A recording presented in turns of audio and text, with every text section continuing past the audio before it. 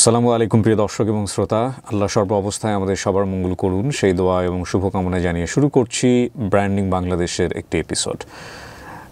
যাকে নিয়ে আমার আজকের অনুষ্ঠানের যাত্রা শুরু হচ্ছে তার কাছে যাওয়ার আগে আপনাদেরকে বলতে চাই, যদি আপনারা স্টুডিও অফ ক্রিয়েটিভ আর্টস লিমিটেডের কোনো অনুষ্ঠানে অংশগ্রহণ করতে চান, দয়া করে আমাদেরকে মেইল করবেন এবং একই সাথে ফোনও করতে পারেন। আমাদের মেইল অ্যাড্রেসটি হচ্ছে sharemystory24@gmail.com। আপনারা স্ক্রিনে বড় করে দেখতে পেলেন এবং এছাড়াও আমাদের ভিডিওর কোনাতে কিন্তু এটা দেয়া থাকবে এবং একই সাথে আপনাদের ফোন নাম্বারটিও, আমাদের ফোন নাম্বার হচ্ছে 09639887777। আমি কথা বাড়াচ্ছি না, কে রয়েছে আমার সঙ্গে, চলুন একটু জানার চেষ্টা করি। আপনার নাম?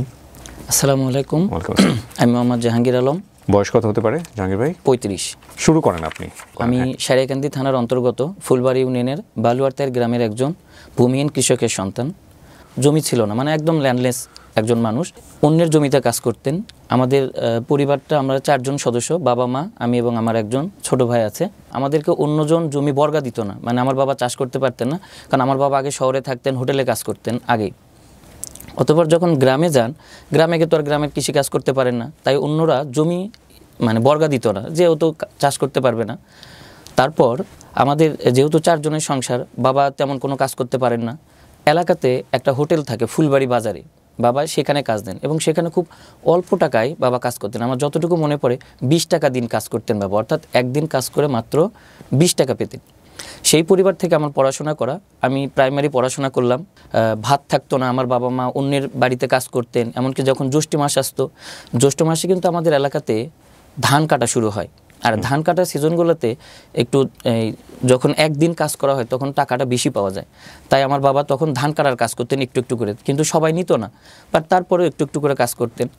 সেই সময় আমরা দেখতাম আমার বাবা বা মা যখন কাজ করতেন তখন যে খাবারটা দিত, বাবা মা কিন্তু সেটা খাইতেন না, সেটা আমাদের জন্য নিয়ে আসতেন, যাতে করে আমরা 4 জন একসাথে খেতে পারি। আমার যখন ক্লাস 5 পাস হয়ে যায় তখন আমার বাবার একটা চোখ নষ্ট হয়। সেই চোখটা অপারেশন করতে হয় রংপুর মেডিকেল থেকে, বাট তখন তো আমাদের টাকা ছিল না। রংপুর মেডিকেলে কীভাবে? আমার স্যারের ছেলের ওয়াইফ ছিলেন রংপুর মেডিকেলে, তিনি নার্সে চাকরি করতেন, তিনি এই বুদ্ধিটা দেন। তখন আমার বাবাকে রংপুর মেডিকেলে চোখের অপারেশন করায়। অপারেশন করার পরে তখন ডাক্তার বলে দিল বাবার হোটেলে কাজ করতে পারবে না, কারণ চোখের সমস্যা, আগুনের কাছে থাকতে হয়, এমনিতেই সমস্যা, তার উপর সমস্যারও প্রকট আকার ধারণ করে। বাবা আবার ব্যাক করলেন বাড়িতে। তখন আমার মা করলেন কি, সমিতির থেকে টাকা তুললেন, টাকা তুলে আমাদের ভরণ পোষণ চালান, কিন্তু কিস্তি তো দিতে পারে না, কারণ বাবা তো কাজ করে না। তখন এই যে কিস্তিগুলো এক সমিতি থেকে আরেক সমিতি থেকে তোলে, এভাবে আস্তে আস্তে কিস্তির পরিমাণ বেড়ে যায়। যখন কিস্তি দিতে পারে না তখন কিন্তু আবার গ্রামে একটা রেওয়াজ আছে টাকা লাভের উপর নেওয়া, মানে একজনের কাছ থেকে টাকা লাভের উপর নিয়ে সেই টাকা আবার কিস্তি দিত, কিন্তু পরবর্তী সময় টাকাটা শোধ করতে হতো। এভাবে আস্তে আস্তে কিস্তির পরিমাণও বেড়ে যায়, অভাব অনেক বেশি হয়ে যায়। এমনকি সময় ছিল আমরা একবেলা সকালবেলা মা 1 পোয়া চাল দিত ভাতের ভিতরে, এবং আমাদের এলাকাতে লাউ হতো, লাউ বুঝেন তো, লাউ, বড় লাউ, এই বড় একটা লাউ দিয়ে খিচুড়ি রান্না করতো, ভাতের মধ্যে, হ্যাঁ খিচুড়ি। সেটা আমরা 3 বার খাইতাম, সকালে খাইতাম, দুপুরে খাইতাম, আবার যদি বেঁচে থাকতো তাহলে সেটা রাত্রে খাইতাম। এটা অনেকে বুঝবে না, উত্তরবঙ্গে যারা বড় হয়েছেন অভাবের মধ্যে, মন্দার মধ্যে, তারা হয়তো কিছুটা বুঝবেন। জি, এই লাউটা দেওয়া হয় যেহেতু চালের পরিমাণ অনেক কম, সেই কারণে লাউ দিয়ে ওই গ্যাপটা পূরণ করা হয়। এটা খেতে একদমই টেস্টি না, যারা খেয়েছেন ছোটবেলায় তারা বুঝতে পারবেন যে আসলে এটার টেস্টটা কেমন। কারণ সাদা ভাতের সাথে লাউ তো কিন্তু এমনিতেও টেস্টি খুব একটা কিছু জিনিস না, সেখানে লবণ মরিচ হলুদ কিচ্ছু দেওয়া হয় না, তাহলে আপনারা বুঝেন যে এটা খেতে কেমন লাগে। জি, তো ওভাবে খাইতাম। খাওয়ার পরে আমার প্রাইমারি জীবনটা শেষ হলো। এত কিছুর পরে কিন্তু আমার বাবা মা আমাকে পড়তে নিষেধ করে নাই। ক্লাস 6-এ উঠলাম, হওয়ার পর দেখলাম অভাবের পরিমাণটা আরও বেড়ে গেছে। এখন কি করণীয়? এবার আমার খালাতো ভাই আইসক্রিম বিক্রি করতো গ্রামে, মানে আইসক্রিম ফ্যাক্টরিতে যাইতো, একটা বাক্স থাকতো, সেই বাক্স করে সে আইসক্রিম বিক্রি করতো। তখন আমি চিন্তা করলাম স্কুল বাদ দিয়ে আমি আইসক্রিম বিক্রি করি, মানে আমি স্কুলে না গিয়ে আইসক্রিম বিক্রি করি। 10 টাকার আইসক্রিম নিতাম আমি, 10 টাকার আইসক্রিম নিয়ে আমি 10 টাকায় লাভ করতাম। মানে তখন আইসক্রিমের দাম ছিল 8 আনা দিয়ে একটা আইসক্রিম পাওয়া যেত, আর 1 টাকা একটা আইসক্রিম পাওয়া যেত, যেটাকে আমরা নারকেলি আইসক্রিম বলি। আমি ওখানে যাইতাম, বক্স নিয়ে, একটা বাক্স থাকতো, নিয়ে যাইতাম। বাক্সের এক পাশে থাকতো ব্যাং থাকতো, মানে আমাদের এলাকাতে ব্যাং বলে, যেটা ধান উবায়। এক পাশে থাকতো বক্স, আরেক পাশে ইট দিতাম, যাতে করে ব্যালেন্সটা ঠিক হয় আর কি।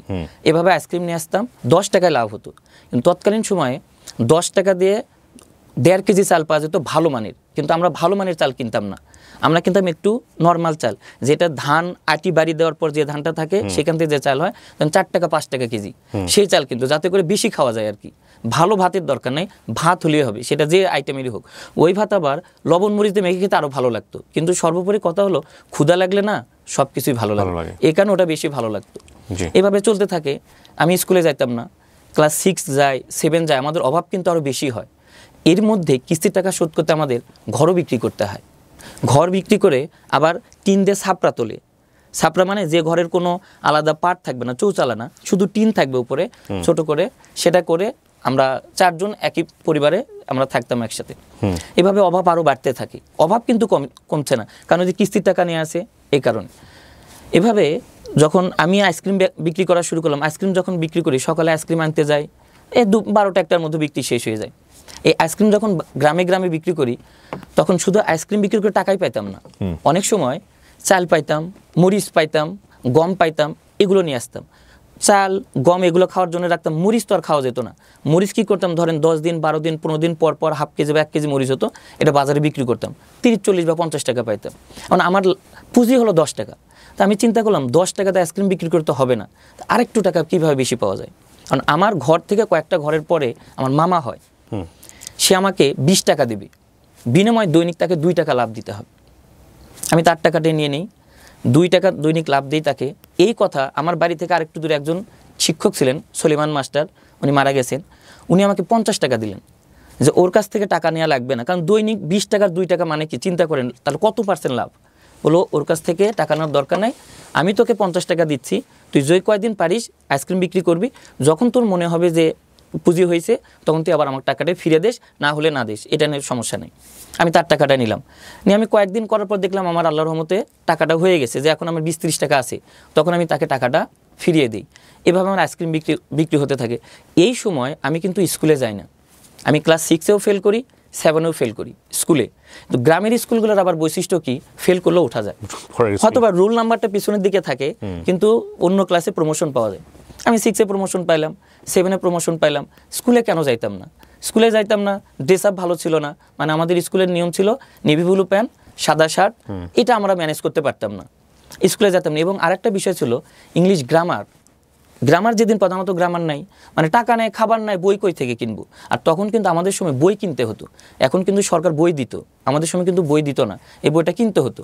এই বই কেনার টাকা নাই, এই কারণে স্কুলে তো যাইতাম না। এভাবে 7 পার হয়ে গেল।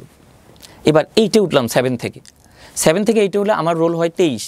আপনি মনে করতে পারেন 23 রোল তো ভালো, আসলে 23 রোল কিন্তু ভালো না।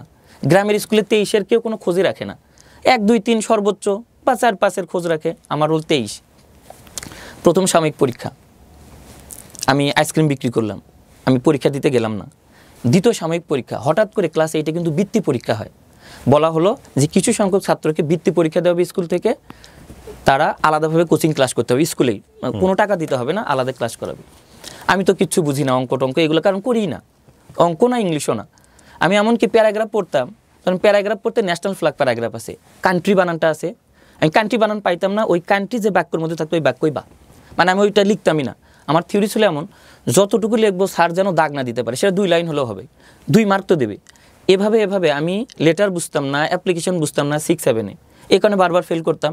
কিন্তু সমাজ, ধর্ম, বাংলা এগুলোতে পাস করতাম। যখন এইটা আমার সেকেন্ড টার্মিনাল পরীক্ষা হবে, এর আগেই বৃত্তি পরীক্ষা শুরু হলো, বৃত্তির ক্লাস শুরু হলো। আমি ক্লাসে গেলাম, ক্লাসে গিয়ে তো স্যারেরা খুব মার দেয়, মানে অঙ্ক না পারলে আরও মার দেয়, আমি আরও ভুলে যাই সব কিছু। কিন্তু ওই শুধুমাত্র বাংলা, সমাজ, তারপরে আপনার কৃষি এইগুলো পাই, অঙ্ক ইংলিশ পারি না। সেকেন্ড টার্মিনাল পরীক্ষা, আবার আমি আইসক্রিম বেচতে যাচ্ছি, বাড়ি থেকে বেরোচ্ছি, সকালবেলা আইসক্রিম নিয়ে যেতে হয় এবং বাক্সটা কিন্তু আমি নিয়ে যাচ্ছি। রাস্তাতে যেতেই হঠাৎ করে আমি একটা সিদ্ধান্ত নিলাম, না আর আইসক্রিম বিক্রি করব না। আমি কিন্তু আইসক্রিম নেওয়ার জন্য বেরোচ্ছি, সকালবেলা আনতে যাব ফ্যাক্টরিতে, বেরোচ্ছি। হঠাৎ করে কিছু দূর এসে, না আমি আর আজকে আইসক্রিম বিক্রি করতে যাব না, আমি পরীক্ষা দিতে যাব। হঠাৎ করে এরকম একটা সিদ্ধান্ত আসলো? হঠাৎ, মানে আমিও জানি না যে কীভাবে সিদ্ধান্ত, সাডেন সিদ্ধান্ত। আমি ব্যাক করলাম বাসায়, বাড়িতে আসার পরে মা বলছে, কী ব্যাপার, তুই আইসক্রিম আনতে যাবি না? না, আমার পরীক্ষা দিতে যাব। আমার কিন্তু কোনো প্রিপারেশন নাই, পরীক্ষার ফি দেওয়া হয় নাই, কিচ্ছু না। গ্রামের স্কুলে কিন্তু পরীক্ষার ফি না দিলেও পরীক্ষা দেওয়া যেত, স্যারেরা যখন বলতো স্যার পরের দিন দেবো, এটা করতো। সালামু আলাইকুম। ভিডিওর এই পর্যায়ে স্টুডেন্টদের জন্য একটা সুখবর দিচ্ছি। ইংলিশ থেরাপিতে যারা আপনারা ভর্তি হতে চেয়েছিলেন তাদের জন্য চালু হয়েছে ইংলিশ থেরাপিতে নিরাপদ ফিমেল হোস্টেল, একটি সুশৃঙ্খল এবং ইংলিশ ফোকাসড পরিবেশ শুধুমাত্র মেয়েদের জন্য। এখানে এই যেসব সুবিধা আপনারা পাচ্ছেন: 24 ঘন্টা নিশ্চিত নিরাপত্তা, সম্পূর্ণ ইংলিশ এনভায়রনমেন্ট, 8 তলা ভবনের প্রতিটি ফ্লোরে থাকছে আলাদা ইংলিশ টিচার, মূল ক্লাস ছাড়াও এক্সট্রা ক্লাসের বিশেষ ব্যবস্থা থাকছে এবং দুর্বল স্টুডেন্টদের জন্য থাকছে ব্যক্তিগত গাইডেন্স। বেশ কয়েকটি সিট খালি আছে, এই ভিডিও প্রচার হওয়ার পরে হয়তো বা সেটাও বুক হয়ে যাবে। আগ্রহী হলে আপনারা এখনই বুকিং কনফার্ম করুন এবং সিট যে কোনো মুহূর্তে শেষ হয়ে যেতে পারে। যোগাযোগ করবেন যে নাম্বারটিতে, আমি নাম্বার দুটো এই ভিডিওর কোনায় দিয়ে দিয়েছি, তারপরও মুখে বলে দিচ্ছি। 01750853198, আরেক নাম্বার হচ্ছে 01610853198। ঠিকানা হচ্ছে মিরপুর 2 নম্বর স্টেডিয়ামের 1 নম্বর গেটের অপোজিটে। ঠিক আছে, থ্যাংক ইউ সো মাচ। আমরা আবারও ফিরে যাচ্ছি মূল ভিডিওতে। আমি স্কুলে পরীক্ষা দিতে গেলাম। সৌভাগ্যক্রমে রবিবার ছিল সেই দিন, পরীক্ষাটা হয় না। এখন স্কুলে কিন্তু আইসক্রিম বিক্রি হয়। আমার যে সহকর্মী ছিল যারা আইসক্রিম বিক্রি করতো তাদের একজন কিন্তু ওখানে আইসক্রিম নিয়ে আসছে। যখন পরীক্ষা হলো না, আমি তার কাছে গেলাম যে কী ব্যাপার, তুমি আজকে আইসক্রিম নিয়ে যাও নাই? আমি বললাম না, পরীক্ষা দিতে আসছি। সে আমাকে সাহস দিল, ঠিক আছে পড়াশোনা করতে হবে। আমি তার কাছ থেকে একটা আইসক্রিম খাইলাম, মানে আমাদের এমনি খাওয়াইতো আর কি, যেহেতু আমরা কলিগ আর কি, এমনি খাওয়াইলো। আমি ব্যাক করলাম বাড়িতে এসে পরের দিন যে পরীক্ষা, আস্তে আস্তে পড়া শুরু করলাম। পড়তে পড়তে পরীক্ষা দেওয়া হলো। এবার রেজাল্ট অঙ্কে 13 পাইলাম। এইটে সেকেন্ড টার্মিনাল পরীক্ষা, অঙ্কে 13 পাইলাম। স্যার আমাকে ধরে, মানে সিস্টেম হলো 33-এ পাস, 30 পাইলে 3টা ব্যত্রাঘাত। তাহলে বলুন 25 পাইলে কয়টা ব্যত্রাঘাত? আমি পাইছি কত? 13। তাহলে আমার কয়টা ব্যত্রাঘাত? কোনো কাহিনী নাই। উল্টা করে দাঁড় করায় ওয়ালের সাথে পিছনের অংশে। আমরা কিন্তু ইন করতাম না, জাস্ট ইয়ে করে পড়তাম। 13টা মানে একটা না, মনে হয় তো 10-12টা মারলো আমাকে, কিচ্ছু করার নাই। যিনি মারছিলেন তার নাম এমডি আনিসুর রহমান স্যার। উনি আসলে ভকেশনাল টিচার ছিলেন। ওই সময়ে 2004 কি 3-এর দিকের ঘটনা। উনি জিন্স পরতেন, বুট জুতা পরতেন এবং ওনার চুলগুলো এত সুন্দর ছিল এইরকম, আর ওনার কালারটা ছিল একদম দুধে আলতা কালার। যখন রাগ হতেন আরও টকটকা লাল হয়ে যেতেন, শুধু মার দিতেন অঙ্কে। এভাবে ইংলিশও তো ফেল করলাম। আমাদের ক্লাস টিচার যিনি ছিলেন, একটা ম্যাডাম ছিলেন, বিনু ম্যাডাম নাম। ওই যে বৃত্তি পরীক্ষা দিতে হবে তার জন্য ফি লাগে, তো যেহেতু আমরা বৃত্তি পরীক্ষা দিচ্ছি, পরীক্ষার ফি দিতে হবে। বৃত্তি পরীক্ষা দেবো, তো বৃত্তি পরীক্ষা দিলে আবার স্কুলের পরীক্ষার ফি দিতে হবে না, কিন্তু আমার কাছ থেকে ফিটা নেয় যে কোনো কারণেই। মানে আমি তো ভালো করতেছি না, এই কারণে ফিটা নেয়। আমি ম্যাডামকে বলি, ম্যাডাম আপনি বললেন যে যারা বৃত্তির জন্য অ্যাপ্লিকেবল তারা পরীক্ষার ফি দিবে না, তা আমাকে থেকে নেওয়া হলো কেন? ম্যাডাম বললেন, বাবা কিছু করার না। আমার যতটুকু মনে পড়ে, আমি ম্যাডামকে খুচরা টাকা দিয়েছিলাম, ডিম বিক্রি করার টাকা। মার গ্রামে তো হাঁস মুরগি পালে, এই ডিম বিক্রি করার টাকা নিয়ে এসে আমি একটা বক্সের মধ্যে, এই যে কাগজের বক্স ছিল মেবি কোনো একটা কিছুর, তার মধ্যে করে কয়েনটা নিয়ে আসছিলাম। ম্যাডাম আমাকে বলেছিলেন, জাহাঙ্গীর আমি জানি টাকা দিতে তোমার কষ্ট হলো, বাট কিছু তো করার নেই, কী করবো বলো। টাকা দিলাম। পরীক্ষা তো খুব খারাপ করলাম। এরপরে আমার সিদ্ধান্ত হলো, না আমাকে পরীক্ষাতে পাশ করতে হবে, স্পেশালি অঙ্ক এবং ইংলিশে। অন্যগুলো পাশ করছি, অন্যগুলোতে কিন্তু সংখ্যার মুখস্থ করা যায়, পাশ করতে পারি। এবার অঙ্কের যে স্যার, ওনার কাছে আমি প্রাইভেট পড়া শুরু করলাম। 100 টাকা মাস। আমি বললাম, স্যার আমি তো 100 টাকা একবারে দিতে পারবো না, আমি 30-40 টাকা করে দিই। স্যারের কোনো সমস্যা নেই, কিন্তু পড়তে হবে। অঙ্ক তো আমি বুঝি না, মানে এমনকি এই মিডল টার্ম করে উৎপাদক এগুলোও পারতাম না, সহজ হিসাব কোনো কিছুই না। মায়ের কারণে আরও ভুলে যেতাম, ইংলিশ তো আরও দূরে থাক। এবার স্যারের কাছে প্রাইভেট পড়া শুরু করলাম। আমার টার্গেট হলো আমি এক অঙ্ক 25 বার করবো। কিন্তু আমি যে এক অঙ্ক 25 বার করবো, আমার তো টাকা, খাতা কেনার টাকা নেই। কি করলাম? কলম, কালিবিহীন কলম দিয়ে লেখা শুরু করলাম। কিভাবে এটা? যাতে করে খাতা ফুরাবে না। কলম দিয়ে আমি লিখছি খাতায় বা পেপারে, কিন্তু খাতা তো ফুরাচ্ছে না। আপনি এটা লিখলে তো দাগ পড়ে, পরের বার তো আপনি দাগ বুঝতে পারবেন। দাগের দরকার নাই তো, আমি একবার করে লিখতেছি, আমার টার্গেট এটা, আমি ওই অঙ্ক 25 বার করব। যেমন ক্লাস 8-এ কিছু অঙ্ক ছিল, টাকায় 5টি দরে ক্রয় করলে, টাকায় 6টি দরে বিক্রি করলে শতকরা কত লাভ বা ক্ষতি হবে। স্যারের থিওরি হলো যে অনুশীলনী থেকে একটা প্রশ্ন আসবেই, মানে অঙ্ক যেগুলো দেয়া থাকে সেখান থেকে একটা প্রশ্ন আসবেই, এবং প্রত্যেকটা অঙ্কে কিন্তু অথবা থাকে, একের ক অথবা খ, একের ক অথবা খ। আমার টার্গেট হলো আমি অনুশীলনীর যে কটা অঙ্ক আছে এর বাইরে একটা অঙ্ক করব না, কারণ আমার টার্গেট 33 পাস করতে হবে। হাত থেকে পেপার নিয়ে যেতাম, ওই যে লুঙ্গি বিক্রি করে, কাপড় বিক্রি, তাদের মধ্যে কিন্তু পেপার থাকে, ওই পেপারগুলো আমি নিয়ে যেতাম, পেপারের উপরে লিখতাম। খাতার উপরে লিখতাম। তারপর এখন তো আপনি যেমন বললেন দেখতে তো হবে, যখন দেখার প্রয়োজন তখন পেন্সিল ব্যবহার করি। পেন্সিল তো সহজে ফুরাবে না, এবং রাবার দিয়ে তোলা যায়। পেন্সিলের পিছনে কিন্তু থাকে, রাবার থাকে পেন্সিলের পিছনে, এটা দিয়ে উঠায়। এছাড়া নর্মালভাবে রাবার পাওয়া যায়, সেটা দিয়েও তোলা যায়, তুলে আমি একের অধিকবার লিখতে পারি। এভাবে আমার যাত্রা শুরু হলো পড়ার। ক্লাস 8-এ কিন্তু এটা, তখন আমি রাত 10টা পর্যন্ত পড়ি, গ্রামে রাত 10টা পর্যন্ত। আমি কিন্তু আর বাবা মার ঘরে নাই, আমি এই সময় থাকি আমার মামার ঘরে। মামা আমার হুজুর মানুষ, ইমামতি করেন আমাদের পাশের গ্রামে। তো রাত্রে উনি থাকেন না, একই ঘরের মধ্যে আমার মামি থাকে এক পাশে, আমি আর আমার মামাতো ভাই থাকি আরেক খাটে। আর ওই খাটের সাথে ছিল টেবিলটা। রাত জায়গায় পড়ি, মামির একটু ডিস্টার্ব হয়, মামি বলে দিনের বেলায় বেশি করে পড়বা, অর্থাৎ রাত জায়গায় পড়া যাবে না, তাও একটু একটু করে পড়ি। আমার মনে পড়ে ক্লাস 8-এ আমি ফাইনাল পরীক্ষার জন্য একটা রচনা পড়ছিলাম, মাই এইম ইন লাইফ। সেটা কিন্তু ক্লাস 6-এর বই দেখে। ওই বইটা নিয়েছিলাম আমার বন্ধু আলামিনের কাছ থেকে, বইটার নামও ছিল আলামিন, নীল কালারের একটা বই ছিল। মাই এইম ইন লাইফে 6টা পয়েন্ট ছিল, যেমন introduction, what is aim in life, এরকম 6টা পয়েন্টে আমার মনে পড়ে আমি 6টা লাইন পড়ছিলাম, মানে একটা পয়েন্টে একটা লাইন, কারণ আমার টার্গেট হলো আমি 33 পাওয়াদের কথা। যেমন অ্যাপ্লিকেশন, আমরা অ্যাপ্লিকেশন অনেক বড় করে লিখি, যেমন বলছে যে write an application to your headmaster set up a tubewell. আমি দিতাম যে I beg most expressfully to state that our school is big school but unfortunately there is no tubewell, please set up a tubewell. কোনো বেশি লিখবো না, কারণ বেশি লিখলে বানান ভুল হবে, বানান ভুল হলে সারা কেটে দিবে, নাম্বার কম দিবে। আমার টার্গেট আমাদের স্কুল ভালো স্কুল, টিউবওয়েল নেই, টিউবওয়েল দিতে হবে। তারপরে তো আগে পিছিয়ে সব কিছু একই রকম থাকে। এভাবে আমি পড়া শুরু করলাম 10টা, 11টা, 12টা, এটা কিন্তু ক্লাস 8-এ। অতপর পরীক্ষা দিলাম ক্লাস 8-এ। আমার কিন্তু আইসক্রিমের ব্যবসা বন্ধ, এখন আমি পড়াশোনায় আছি। বাবা মা কিন্তু আমাকে একবারও বলছে না যে কেন তুমি ইনকাম করলে না, কারণ ইনকাম করা তো তখন ভালো, কখনোই না। আর তৎকালীন কিন্তু আমাদের গ্রামে একটা রেওয়াজ ছিল, বছর কামলা বলে। বছর কামলা মানে একটা ছেলে একটা গৃহস্থের বাড়িতে 1 বছর কাজ করবে, বিনিময়ে তাকে 12 থেকে 14,000 বা এরকম কিছু দর কষাকষির মাধ্যমে দেবে। ওই লোকের বাড়িতে কাজ করতে হবে, এই টাকাটা বাবা মা পাবে। কখনোই আমার বাবা মা এটা করেন নাই, তারা আমাকে পড়ার জন্য আরও উদ্বুদ্ধ করেছেন, ঠিক আছে পড়ো, কোনো সমস্যা নেই। 8 পরীক্ষা হয়, ক্লাস 8। পরীক্ষার হল থেকে আগে 80 অ্যান্সার করতাম, 8 পাইতাম, 9 পাইতাম, 10 পাইতাম। এবার আমি যে হলে পরীক্ষা দিচ্ছি সবাই বের হয়ে গেছে, আমি বের হচ্ছি না। আমার কিন্তু অঙ্ক পরীক্ষা, এখন অঙ্ক পরীক্ষা দিচ্ছি, অঙ্ক পরীক্ষা দিলাম, ইংলিশ পরীক্ষা দিলাম, সব কিছু কিন্তু আমার মুখস্থ, কারণ আমি এক অঙ্ক 25 বার করে করেছি, সময় বেশি লাগতো। একটা অঙ্ক আসলে 25 বার কিন্তু করার দরকারই পড়ে না, দেখবেন 5 বার 6 বার করলেই অটো মাথায় চলে আসে। আমি পরীক্ষা দিলাম, এবার রেজাল্টের পালা।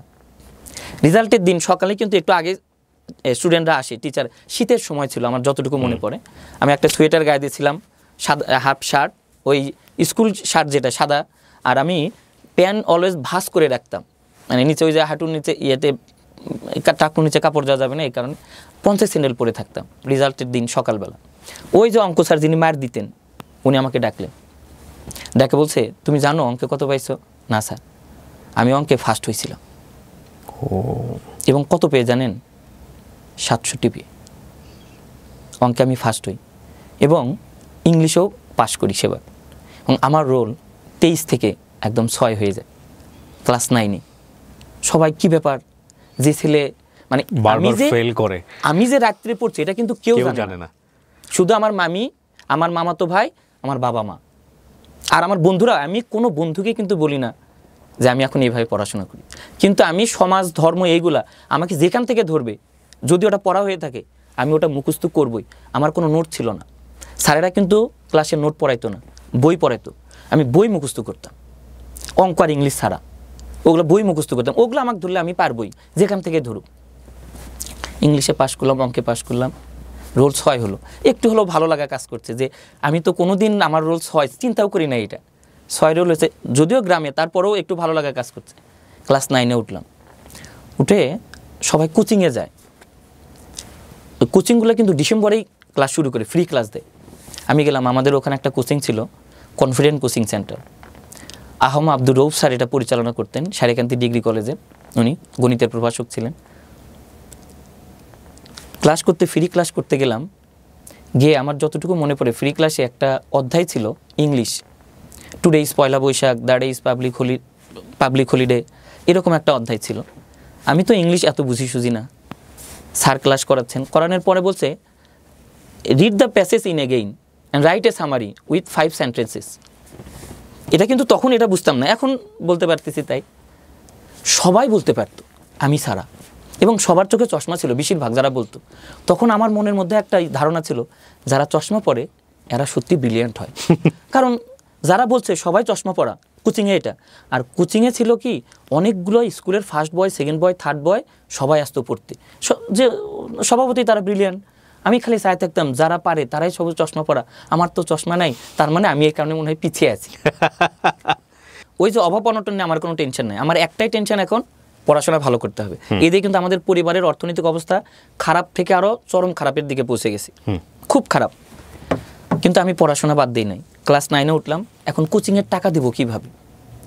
এবার কোচিংয়ের স্যার বললেন যে পরীক্ষা হবে, পরীক্ষা হলে যারা ফার্স্ট সেকেন্ড থার্ডের মধ্যে থাকবে তাদের বেতন অর্ধেক। That was my great opportunity for me.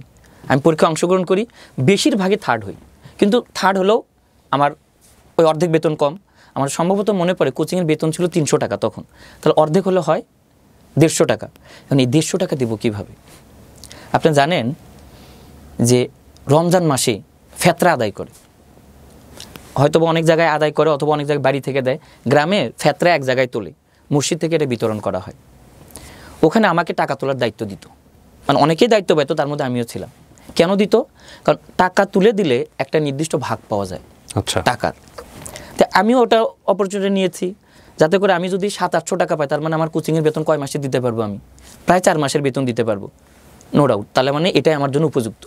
আমি ওই মসজিদের থেকে ফেতরার টাকা আদায় করতাম, আমার সাথে আরও লোক ছিল, তাদের সাথে আমি লেখাপড়া জানতাম, এটা আরও ভালো ছিল। ওই টাকা আমি যখন সময় হতো কোচিংয়ে দিতাম, যদি বেশি হতো একসাথে 2 মাস বা এইরকমভাবে দিয়ে দিতাম। স্যার কিচ্ছু বলতো না, অনেক ভালো মানুষ ছিলেন কোচিংয়ের পরিচালক স্যার। এভাবেই ক্লাস 9-এর প্রথম সাময়িক পরীক্ষা শুরু হয়। আবার আমি কিন্তু মুখস্থর উপরে আছি, এবারও এখনও অঙ্ক মুখস্থ করে ওই বার করে করতে না বুঝে, জাস্ট না বুঝে আমার মুখস্থ, কিন্তু যেটা আসবে ওইটা যদি আসে আমি পারবো, একটু চেঞ্জ করে দিলে আর পারবো না। কিন্তু আমাকে 33 পাওয়া লাগবে। এবার ক্লাস 9-এ ফার্স্ট টার্মিনাল পরীক্ষা, আমি কিন্তু অঙ্কে 32.5 পাইছিলাম। আমার যে ফার্স্ট বয় সে 34 পাইছিল, যে সেকেন্ড বয় সে 45 পাইছিল, আরও একটু পরের দিকে 5 না কত ছিল আব্দুল ওয়াহাব নাম, ও 65 পাইছিল। Very sharp memory. আমাকে কিন্তু করে দেয় নাই, মানে 33 করে দেয় নাই। এই 0.5 কম পাইছে, এর কারণে মার দিলেন। শামসুল স্যার নামে স্যার, অঙ্কের খুব তুখর স্যার ছিলেন, মানে ওনার কাছে কোনো মতে কোনো রকম কথা বলা যেত না, খুব মার দিতেন, কথায় কথায় মার, কিন্তু পড়া লাগবে। কিন্তু স্যারেরা যে মার দিতেন এটাকে আমি কখনোই নেগেটিভ নেই নাই, যে আমি পারি নাই দেখে মারছি, সুতরাং আমাকে আরও বেশি পরিশ্রম করতে হবে। এমনকি একটা অঙ্ক ছিল, মাথা পিছু কেবিনের ভাড়া ডেকের ভাড়ার দ্বিগুণ, এইরকম বারবার আমি বইয়ে পড়েছি। ডেকের যাত্রী সংখ্যা নির্ণয়, পরীক্ষা আসছে কেবিনের যাত্রী সংখ্যা নির্ণয়, আমি কিন্তু এটা করতে পারি না, শুধুমাত্র একটু চেঞ্জ করে দিছে, এটাও পারি নাই। তাহলে এতটা মুখস্থ করতাম আমি, অন্যগুলোতে কোনো সমস্যা নেই, অন্যগুলো খুব ভালোভাবে মুখস্থ করতাম। এবার আমি তো বাসায় পড়াশোনা করি, খাওয়া দাওয়ার অবস্থা কিন্তু খুব ভালো নয়। ওই যে মামাতো ভাইয়ের যার সাথে ছিলাম সে বিয়ে করে, বিয়ে করলে এখন তাহলে আমার থাকার অবস্থা কি? এই সময় ক্লাস 9 আস্তে আস্তে এগোচ্ছে, আমি কোচিংয়ে ভালো করছি, পড়া পড়তেছি খুব ভালোভাবে। হঠাৎ করে মামাতো ভাই যখন বিয়ে করে, আমার থাকার অবস্থা কী হবে? আমি যখন রাত্রে পড়তাম, মা পড়তে দিত না, হারকিন নিভাই দিত। আমাদের সময় হারকিন লাগে পড়তে হতো, আর আমাদের কাজ ছিল মাগরিব নামাজ পড়ে এসে হারকিনের যে চিমনি এটা মুছতে হবে, হাত মুখ ধুয়ে তারপরে পড়তে বসতে হবে, যে কথা সেই কাজ। এখন আমি তো রাত 1টা-2টা পর্যন্ত পড়ি। গ্রামে কিন্তু একটা প্রচলিত কথা আছে, বেশি পড়লে ব্রেন নষ্ট হয়ে যায়, এবং আছেও এরকম, জানি না কেন, আল্লাহ জানে। আমার বাবা মা এসে করতেন কি, ওই হারকিনটা নিভিয়ে দিতেন, যে আমার ছেলের মাথা নষ্ট হয়ে যায়, মাথা নষ্ট হয়ে যায়, পড়ার দরকার নাই। কিন্তু মারা যাওয়ার পরে গ্রামের মানুষ গ্রামে পরিশ্রম করতো, তারা তো ঘুমিয়ে যেত। আরেকটা আছে, ওই যে আগারাত পাসারাত বলে, হ্যাঁ একদম, মানে এটা আপনি বুঝবেন কিনা জানেন, যে তাহাজ্জুদের সময় যখন হয়, ওই সময়টাতে উঠে অনেক ছেলেমেয়েরা অনেক জোরে জোরে পড়াশোনা করে। আমিও জোরে পড়তাম। আমি যখন জোরে পড়তাম, আশেপাশের লোক অনেক ডিস্টার্ব ফিল করতো, করাটা স্বাভাবিক, কারণ মুখস্থ করার জন্য আমাকে জোরে পড়তে হবে। আর আমার তো আলাদা কোনো সিস্টেম নাই, আমার একটাই থিওরি, আমাকে মুখস্থ করা লাগবে, পড়া মুখস্থ করতেই হবে। বই কেনার টাকা নাই, আমি যাদের কাছে বই নিতাম, গ্রামেরই মানুষ, নামে মাত্র টাকা দিয়ে বই নেওয়ার পর, মামা এই বইটা নেই, বইটা দিতেন। আনোয়ার মামা ছিলেন, মামুন মামা ছিলেন, তাদের কাছে বই নিতাম। নিউটন বই ছিল গাইডের মতো, এগুলো আমার মুখস্থ ছিল। ধরেন আমি পড়ছি, কারেন্ট গেছে, নো টেনশন, আমি কিন্তু পৃষ্ঠা উল্টাতেই পড়ছি, কোনো সমস্যা নেই। এবার 9 পরীক্ষা দিয়ে ক্লাস 10-এ উঠলাম, এবার আমার রোল হলো 3, মানে ইমপ্রুভ, সব জায়গাতে ইমপ্রুভ হচ্ছে, রোল 3 হলো, তখন পড়াশোনার পরিমাণ আরও বেড়ে যায়। এবার আমার কাজ হলো সকালবেলা উঠে কোচিংয়ে যাওয়া, খাবার থাক আর না থাক, বেশিরভাগ শীতকালে কোচিংটা ভালো হতো, আমার করকরা ভাত খেয়ে যেতাম। করকরা ভাত মানে রাতের বেলা ভাত রান্না করতো, সেটা কিছু পরিমাণ থাকতো, এইটা খেয়ে যেতাম। এটা করকরা বলার পেছনে কারণ আছে, সেটা হচ্ছে রাতের বেলা গ্রামের ঠান্ডা সম্পর্কে তো অনেকের আইডিয়া আছে। সো গ্রামের ঠান্ডায় ভাতটা একদম পুরো শক্ত এবং এটা কিছুটা চাল বরাবর হয়ে যেত, এটা সকালবেলা গরম হইতো না, এবং ওই ভাতটাই আলটিমেটলি হয়তো একটু রসুন দিয়ে বা একটু ঝালমরিচ দিয়ে মেখে খাওয়া, এটাকে বলে করকরা। জি। আর যদি গ্রীষ্মকাল হতো, ওই যে কিছু ভাত বাঁচতো ওটা পান্তা করে রাখতো, আর পান্তাতে পানি বেশি দিত। আর থিওরি হলো গ্রামে পান্তার পানি খেলে পেট ঠান্ডা থাকে, কিন্তু ঘুম ধরতো, কিন্তু ওইটাই খাইতাম, কোনো সমস্যা।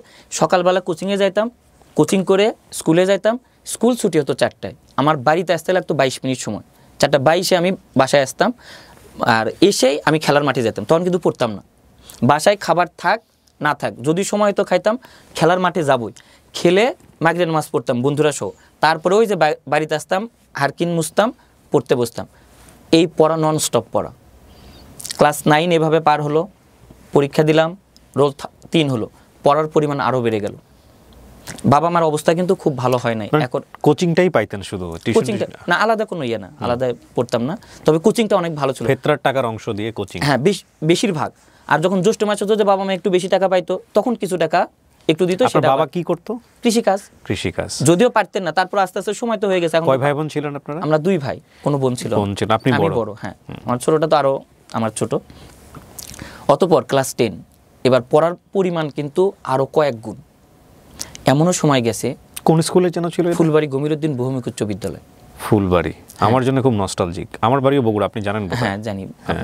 জি। তারপর আমি এমন সময় গেছে পড়তে বসছি বাদ মাগরিব, এর মাঝখানে শুধুমাত্র খাওয়া আর ইশারের সালাদ, তারপরে পড়তে পড়তে ফজরের আজান দিয়েছে। আমার নানা ছিলেন দুলু নানা, উনি যাইতেন আমাকে ডাক দিতেন, কে নামাজ পড়তে যাবো না? নানা সময় হয়ে গেছে। ফজর নামাজ পড়তে যেতাম। ফজর নামাজ পড়ে এসে কোনো দিন ঘুমাইতাম, কোনো দিন ঘুমাইতাম না, আবার কোচিংয়ে যাইতাম। কারণ কোচিংয়ে সকালে যেতে হয়, হেঁটে হেঁটে যেতে হয়, আমাদের ট্রান্সপোর্ট ভালো না, রাস্তাঘাট ছিল না, মাটির রাস্তা, ওই রকম তো ইয়ে নাই, হেঁটেই যাওয়া লাগতো। কিন্তু আপনার মধ্যে এই যে ব্যাপার, পড়ার যে ব্যাপারটা, এটা আসলো কেন? আমি নিজেও জানি না কিভাবে আসছে। হঠাৎ করে ওই যে একটা সিদ্ধান্ত, আমি আইসক্রিম বেচবো না আজ থেকে, তারপরে আর কোনো দিকে আমি ফিরে তাকাই নাই। বই নাই, নো প্রবলেম, আমার বন্ধুদের কাছ থেকে বই ধার করতাম, বন্ধুরা বই দিত। ক্লাস 10-এ ওঠার পর ফার্স্ট টাইম পরীক্ষা গেল, এবার তো পি টেস্ট পরীক্ষা। পি টেস্ট পরীক্ষার পর হয় টেস্ট পরীক্ষা। টেস্ট পরীক্ষার ভিতরে কিন্তু টেস্ট পেপার লাগে। আমার কিন্তু টেস্ট পেপার কেনার টেস্ট পেপার কি এখনকার ছেলেমেয়েরা পড়ে? এখনো পড়ে। আমাদের সময় আমাদের টিচাররা বলতো টেস্ট পেপার গলার মালা হওয়া উচিত। এখনো মানে টেস্ট পেপার মানে তো অনেকগুলো বছরের কোশ্চেন পেপার নিয়ে বানায়, ওটা কমপ্লিট করে ফেললেই মোটামুটি সবই কমন পড়ে যায়। আমার টেস্ট পেপার কেনার টাকা ছিল না। এর মধ্যে আমি কিন্তু এখন আমার বাড়িতে আছি, এর মধ্যে একটা প্রবলেম হলো, আমার চোখ দিয়ে পানি পড়ে, মানে ওই যে হারকিনের আলোতে পড়তে পড়তে চোখ দিয়ে পানি পড়ে। এটা আবার আমার প্রাইমারি স্কুলের যে হেড টিচার ছিলেন, ওনার ছেলে মোহাম্মদ জাফর, উনি এটা দেখলেন। উনি দেখে বলল, ভাগ্নে তোমার হারকিনা তো আর পড়তে হবে না, এখন তো তুমি আমি যেখানে থাকি সেখানে পড়বা। গ্রামে ছেলেরা কিন্তু মূল পরিবারের সাথে থাকে না, খুলিতে উঠান যাকে বলে, সেখানে একটা ঘর থাকে, খানকা ঘর বলে, ওই খানকা ঘরে বেশিরভাগ ছেলেরা থাকে। মামা ওখানে থাকতেন, আমাকে ওখানে রাখতেন। কারেন্টের আলো পড়তে পারি এখন, আগের তুলনায় আরও বেশি পড়ি। কিন্তু কারেন্ট যখন যায়, এই যে লাইট আছে না, চার্জার লাইট, এর ভিতরে কিন্তু একটা ছিদ্র আছে, 2টা ছোট, এই যে ছোট ছোট লাইট আছে না, যে এত ঝাড়বাতির মতো, এটা দিয়ে কিন্তু অল্প একটু আলো হয়, ওই আলোতেও কিন্তু পড়া যায়। আমি করতাম কি, ওই আলোতে, কারণ চার্জার তো নাই ওই রকম, ওই লাইট দিয়ে শুধুমাত্র পৃষ্ঠার উপর যখন ধরতাম, পৃষ্ঠাটা আলোকিত দেখা যেত নতুন হলে, সেটা পড়তাম। আর যদি খালি মুখস্থ করা পড়া হয়ে থাকে তাহলে কোনো টেনশন নেই, আমি পৃষ্ঠা উল্টাচ্ছি পড়তেছি, পৃষ্ঠা উল্টাচ্ছি পড়তেছি। এর মধ্যে একটা মজার ঘটনা ছিল স্কুলের, সেটা হলো আমাদের স্যাররা সব স্যারই মারতেন। তপন স্যার নামে একটা স্যার ছিলেন, উনি এইখানে মারতেন পান্টি দিয়ে। বৈজ্ঞানিক নাম পান্টি, বুঝবে? পান্টি মানে হচ্ছে লাঠি। ভালো লাগতেছে আপনাকে আমার, কারণ অনেকদিন পরে আমি এলাকার লেকশন 2-1টা শুনতে পাচ্ছি। Very good. পান্টি, ছোট লাঠি যেটাকে বলা হয়। স্যারেরটা একটু বড় ছিল, স্যার টেবিলে বসতেন আর এইভাবে যার পড়াহানি বলতো, হস্ত প্রসারিত করো হে বালক অথবা বালিকা। যারা ডাইরেক্ট বলতো হস্ত পড়া হয় নাই, তাদেরকে এদিকে মারতো, আর যারা বলতো স্যার পড়া ধরেন, তাদেরকে এদিকে মারতো। সালামু আলাইকুম। ভিডিওর এই পর্যায়ে স্টুডেন্টদের জন্য একটা সুখবর দিচ্ছি। ইংলিশ থেরাপিতে যারা আপনারা ভর্তি হতে চেয়েছিলেন তাদের জন্য চালু হয়েছে ইংলিশ থেরাপিতে নিরাপদ ফিমেল হোস্টেল, একটি সুশৃঙ্খল এবং ইংলিশ ফোকাসড পরিবেশ শুধুমাত্র মেয়েদের জন্য। এখানে এই যেসব সুবিধা আপনারা পাচ্ছেন: 24 ঘন্টা নিশ্চিত নিরাপত্তা, সম্পূর্ণ ইংলিশ এনভায়রনমেন্ট, 8 তলা ভবনের প্রতিটি ফ্লোরে থাকছে আলাদা ইংলিশ টিচার, মূল ক্লাস ছাড়াও এক্সট্রা ক্লাসের বিশেষ ব্যবস্থা থাকছে এবং দুর্বল স্টুডেন্টদের জন্য থাকছে ব্যক্তিগত গাইডেন্স। বেশ কয়েকটি সিট খালি আছে, এই ভিডিও প্রচার হওয়ার পরে হয়তো বা সেটাও বুক হয়ে যাবে। আগ্রহী হলে আপনারা এখনই বুকিং কনফার্ম করুন এবং সিট যে কোনো মুহূর্তে শেষ হয়ে যেতে পারে। যোগাযোগ করবেন যে নাম্বারটিতে, আমি নাম্বার দুটো এই ভিডিওর কোনায় দিয়ে দিয়েছি, তারপরও মুখে বলে দিচ্ছি 01750853198, আরেক নাম্বার হচ্ছে 01610853198। ঠিকানা হচ্ছে মিরপুর 2 নম্বর স্টেডিয়ামের 1 নম্বর গেটের অপোজিটে। ঠিক আছে, থ্যাংক ইউ সো মাচ। আমরা আবারও ফিরে যাচ্ছি মূল ভিডিওতে। একদিন এরকম ক্লাস আমরা সবাই গেছি, তার ক্লাসের আগে সবাই ভয় করত।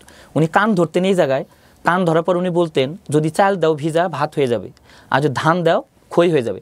জানি না হবে কিনা, তবে আমার মনে হয় হতেও পারে। কান গরম হয়ে যেত। কান গরম হতো মানে কি একদম পুরো বলে না ডিসপ্লে চেঞ্জ হয়ে যাওয়া, একদম ডিসপ্লে চেঞ্জ হয়ে যাওয়ার মতো অবস্থা। ওই দিন বৈজ্ঞানিক নাম দিছে পড়া, তারপর পর্ব ছিল ওই পরিফেরা নিডেড এরকম পর্ব আছে, পড়া ধরছে। সায়েন্স ছিল? Science, yes. আচ্ছা। এখন আমাদের যে বান্ধবীরা ছিল, বন্ধু বান্ধব মিলে এক জায়গায় ক্লাস হয় সায়েন্সের ক্লাসগুলো। আমার আগে যে বান্ধবীর নাম ছিল শাকিলা, ও অনেক সুন্দর, মানে দুধে আলতা চেহারা ওর। স্যার ওকে ডাকলো, ও বোর্ডে বৈজ্ঞানিক নাম লিখছে, লেখার পর বলছে হয়েছে, হ্যাঁ হয়েছে। ওই যে বৈজ্ঞানিক নাম লিখতে নিচে যে দাগ দিতে হয়, ও দাগ দিছিল না। স্যার ওকে এই দিকে একটা মার দিছে, ও এটা ধরেই বাথরুমে চলে গেছে। এরপরে আমার পালা, আমি তো আমার মুখের ভিতরে যা কপ ছিল, মানে স্যাপ যাকে বলে, গিলে খাইছি, যে আমাকে যদি বৈজ্ঞানিক নাম ধরে আমি গিয়ে আগে দাগ দিব, ওর পরে আমার পালা। আমি গেলাম, আমাকে বলো কি পড়া হয়েছে? জি স্যার ধরে। আমার মনে আছে আমাকে ধরেছিল আর্থপোড়া পর্বের বৈশিষ্ট্য বলো। আমি 5-6টা বৈশিষ্ট্য বলছিলাম, বৈজ্ঞানিক নাম সহ বলেছি, উদাহরণ সহ। তারপরে কিছু হয় নাই, হস্ত প্রসারিত কর, হাত পাতাইলাম, মার দিল। আমি ওই যে বাইরে গেলাম, যা দেখি শাকিলা পানি দিচ্ছে হাতে, ওর অবস্থা দেখে আমার চোখ দিয়ে পানি এসে গেছে। চোখ টোক মুছে আবার ক্লাসে আসলাম। ক্লাসে আসার পর আমাদের সাথে স্কুলের সভাপতির মেয়ে পড়তো এবং কিছু স্যারের মেয়েও পড়তো। সভাপতির মেয়ে, ও এখন বলছে স্যার ও তো অনেকগুলো বৈশিষ্ট্য বলছে, ওকে মারলেন কেন? তখন স্যার বলে যে ও একটা গুরুত্বপূর্ণ বৈশিষ্ট্য বলে না, সেটা কি? আর্থপোড়া পরের প্রাণীদের উপাঙ্গ সন্ধিযুক্ত। এটা আমি বলতে পারি না, অন্য সব বৈশিষ্ট্যই বলছি। এখন আর্থপোড়া পর্ব মনে হলেই মনে হয় যে আগে উপাঙ্গ সন্ধিযুক্ত হবে। এটা নিয়ে একটা ইন্টারেস্টিং ঘটনা আছে, সেটা হলো আমার খুব ইচ্ছা ছিল ওই স্যারের ছেলেকে আমি পড়াবো, প্রয়োজন হোক আমি একটা হলেও আদর করে হলেও থাপ্পড় দিব। সেটা পরবর্তীতে আছে, এটা এইরকম যে স্যারের সাথে পরবর্তীতে দেখা হয় আমার, মানে ইয়ের বাহিরে আর কি। এবার আমি কিন্তু পড়তেছি, এবার মামার বাড়িতে আসলাম। এর মধ্যে আমার বাবা কিন্তু পেশা পরিবর্তন করে। আচ্ছা। পেশা পরিবর্তন করে বাবা স্টেট হকার হয়ে যায়। গ্রামে গ্রামে যাইতেন, গিয়ে ভাঙা যে জিনিসগুলো থাকে, পেপার কাগজ, এগুলো কালেক্ট করতেন। কালেক্ট করে ফুলবাড়ি বাজার আছে ওখানে বিক্রি করতেন। বিক্রি করে যাওয়ার সময় সন্ধ্যাবেলা আমি যেখানে পড়ি সেই দিক সামনে দিয়ে রাস্তায়, ওখান থেকে আমাদের বাড়িতে যেতে হয়। আমার বাবা কিন্তু প্রতিদিন আমাকে জিজ্ঞাসা করতো তখন, বাবা কিছু লাগবে কিনা পড়াশোনা। এবং বাবার সাথে যখন বাজারে যেতাম, কোনো স্যারের সাথে যদি দেখা হইতো, ওই দিন অবস্থা খারাপ। বাবার একটাই কথা, যে ছেলে আপনাদের শুধুমাত্র জিউটা যেন থাকে, জিউ মানে জীবন, বগুড়ার ভাষায় জিউ করে বলে, যে শুধুমাত্র জিউটা যেন থাকে, বাকিটুকু আপনাদের। স্যারেরাও মাশাআল্লাহ মার দিত, কোনো সমস্যা নেই। কোনো বাবা মা কোনো এসএসসির ব্যাচ কত? 2006। অনেক পরের আমার তো 98, 8 বছর পরে। 8 বছর এগুলো ছিল তখনও গ্রাম অঞ্চলে। হ্যাঁ, এগুলো তো এখন চিন্তাই করা যায় না। এখন এগুলা যদি হয়, টিচারকে গিয়া উল্টা গ্রামবাসীরা, উফ আল্লাহ কি পরিবর্তন। আমাদের সময় এগুলো ছিল। একজন স্যার আমাকে এই জায়গায় মেরেছিলেন, মানে এটা ইয়ে হয়ে যেত, একদম বড় ফুলে উঠেছিল।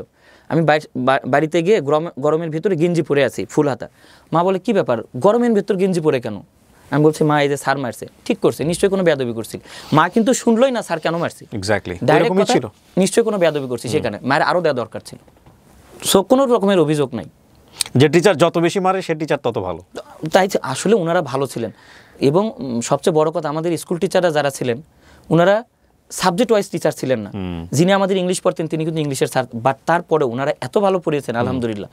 মানে ওই জায়গা থেকে যদি 20টা বপন না হতো, হয়তো বা অনেক স্টুডেন্ট এরকম হতে পারতো। আপনার মেমোরি অনেক ভালো ভাই, আলহামদুলিল্লাহ, আল্লাহ আপনার মেমোরি। পরবর্তীতে এবার টেস্ট পরীক্ষা হলো, আমি খুব ভালো করলাম টেস্ট পরীক্ষা, প্লেসের মধ্যে 1, 2, 3। কিন্তু ফার্স্ট বয় যে এর ব্রেন অনেক ভালো, সেকেন্ড বয় এরও ভালো। ফার্স্ট বয় থেকে সেকেন্ড বয়ের নাম্বারের পার্থক্য থাকতো 60-70, সেকেন্ড বয় থেকে আমার নাম্বারের পার্থক্য থাকতো এরকম 60-70। তাহলে আমার সাথে ফার্স্ট বয়ের পার্থক্য কত? প্রায় 100, অনেক বেশি নাম্বারের পার্থক্য থাকতো।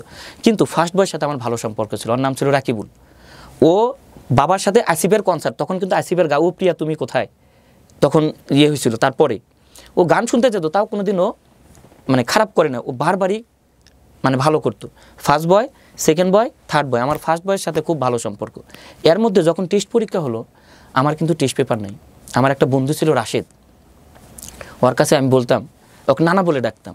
ও এখন ইংল্যান্ডে চলে গেছে কিছুদিন আগে পরিবার সহ। ওকে বলতাম, নানা তুমি আমাকে আজকে বাংলা টেস্ট পেপারটা দাও, তোমার তো অন্যগুলো আছে, তুমি অন্যগুলো পড়ো। ও নির্দ্বিধায় আমাকে দিত। এই যে বাংলা টেস্ট পেপার আমি নিয়ে গেলাম একদিন বা 2 দিনের জন্য, এই 1 দিন 2 দিনের জন্য নিয়ে যাওয়ার ফলে আমি কিন্তু সারা রাত সারাদিন যেভাবেই হোক পড়ে শেষ করে দেব, এবং সেটা মুখস্থ। শুধু ম্যাথ ছাড়া, ম্যাথ তো আর মুখস্থ করা যায় না, ওই যে বারবার করতে হয়, এটাতে আমার সময় লাগে। আমি ওকে ফেরত দিতাম, ও আমাকে অনেক হেল্প করেছে, বিশেষ করে বই দেওয়ার ক্ষেত্রে। এবার ফর্ম ফিল আপ হয়ে গেল। ফর্ম ফিল আপের সময় আরও সমস্যা, যে গ্রামের স্কুলে কিন্তু ফর্ম ফিল আপের সময় টাকা কম নেয়। আমরা অনেক ইয়েটে করে কিছু টাকা কম দিয়ে পরীক্ষার ব্যবস্থা হলো। তবে পরীক্ষার আগে ওই যে কোচিং সেন্টারে যে আমি ক্লাস করি, এই কোচিং কিন্তু মডেল টেস্ট হয়।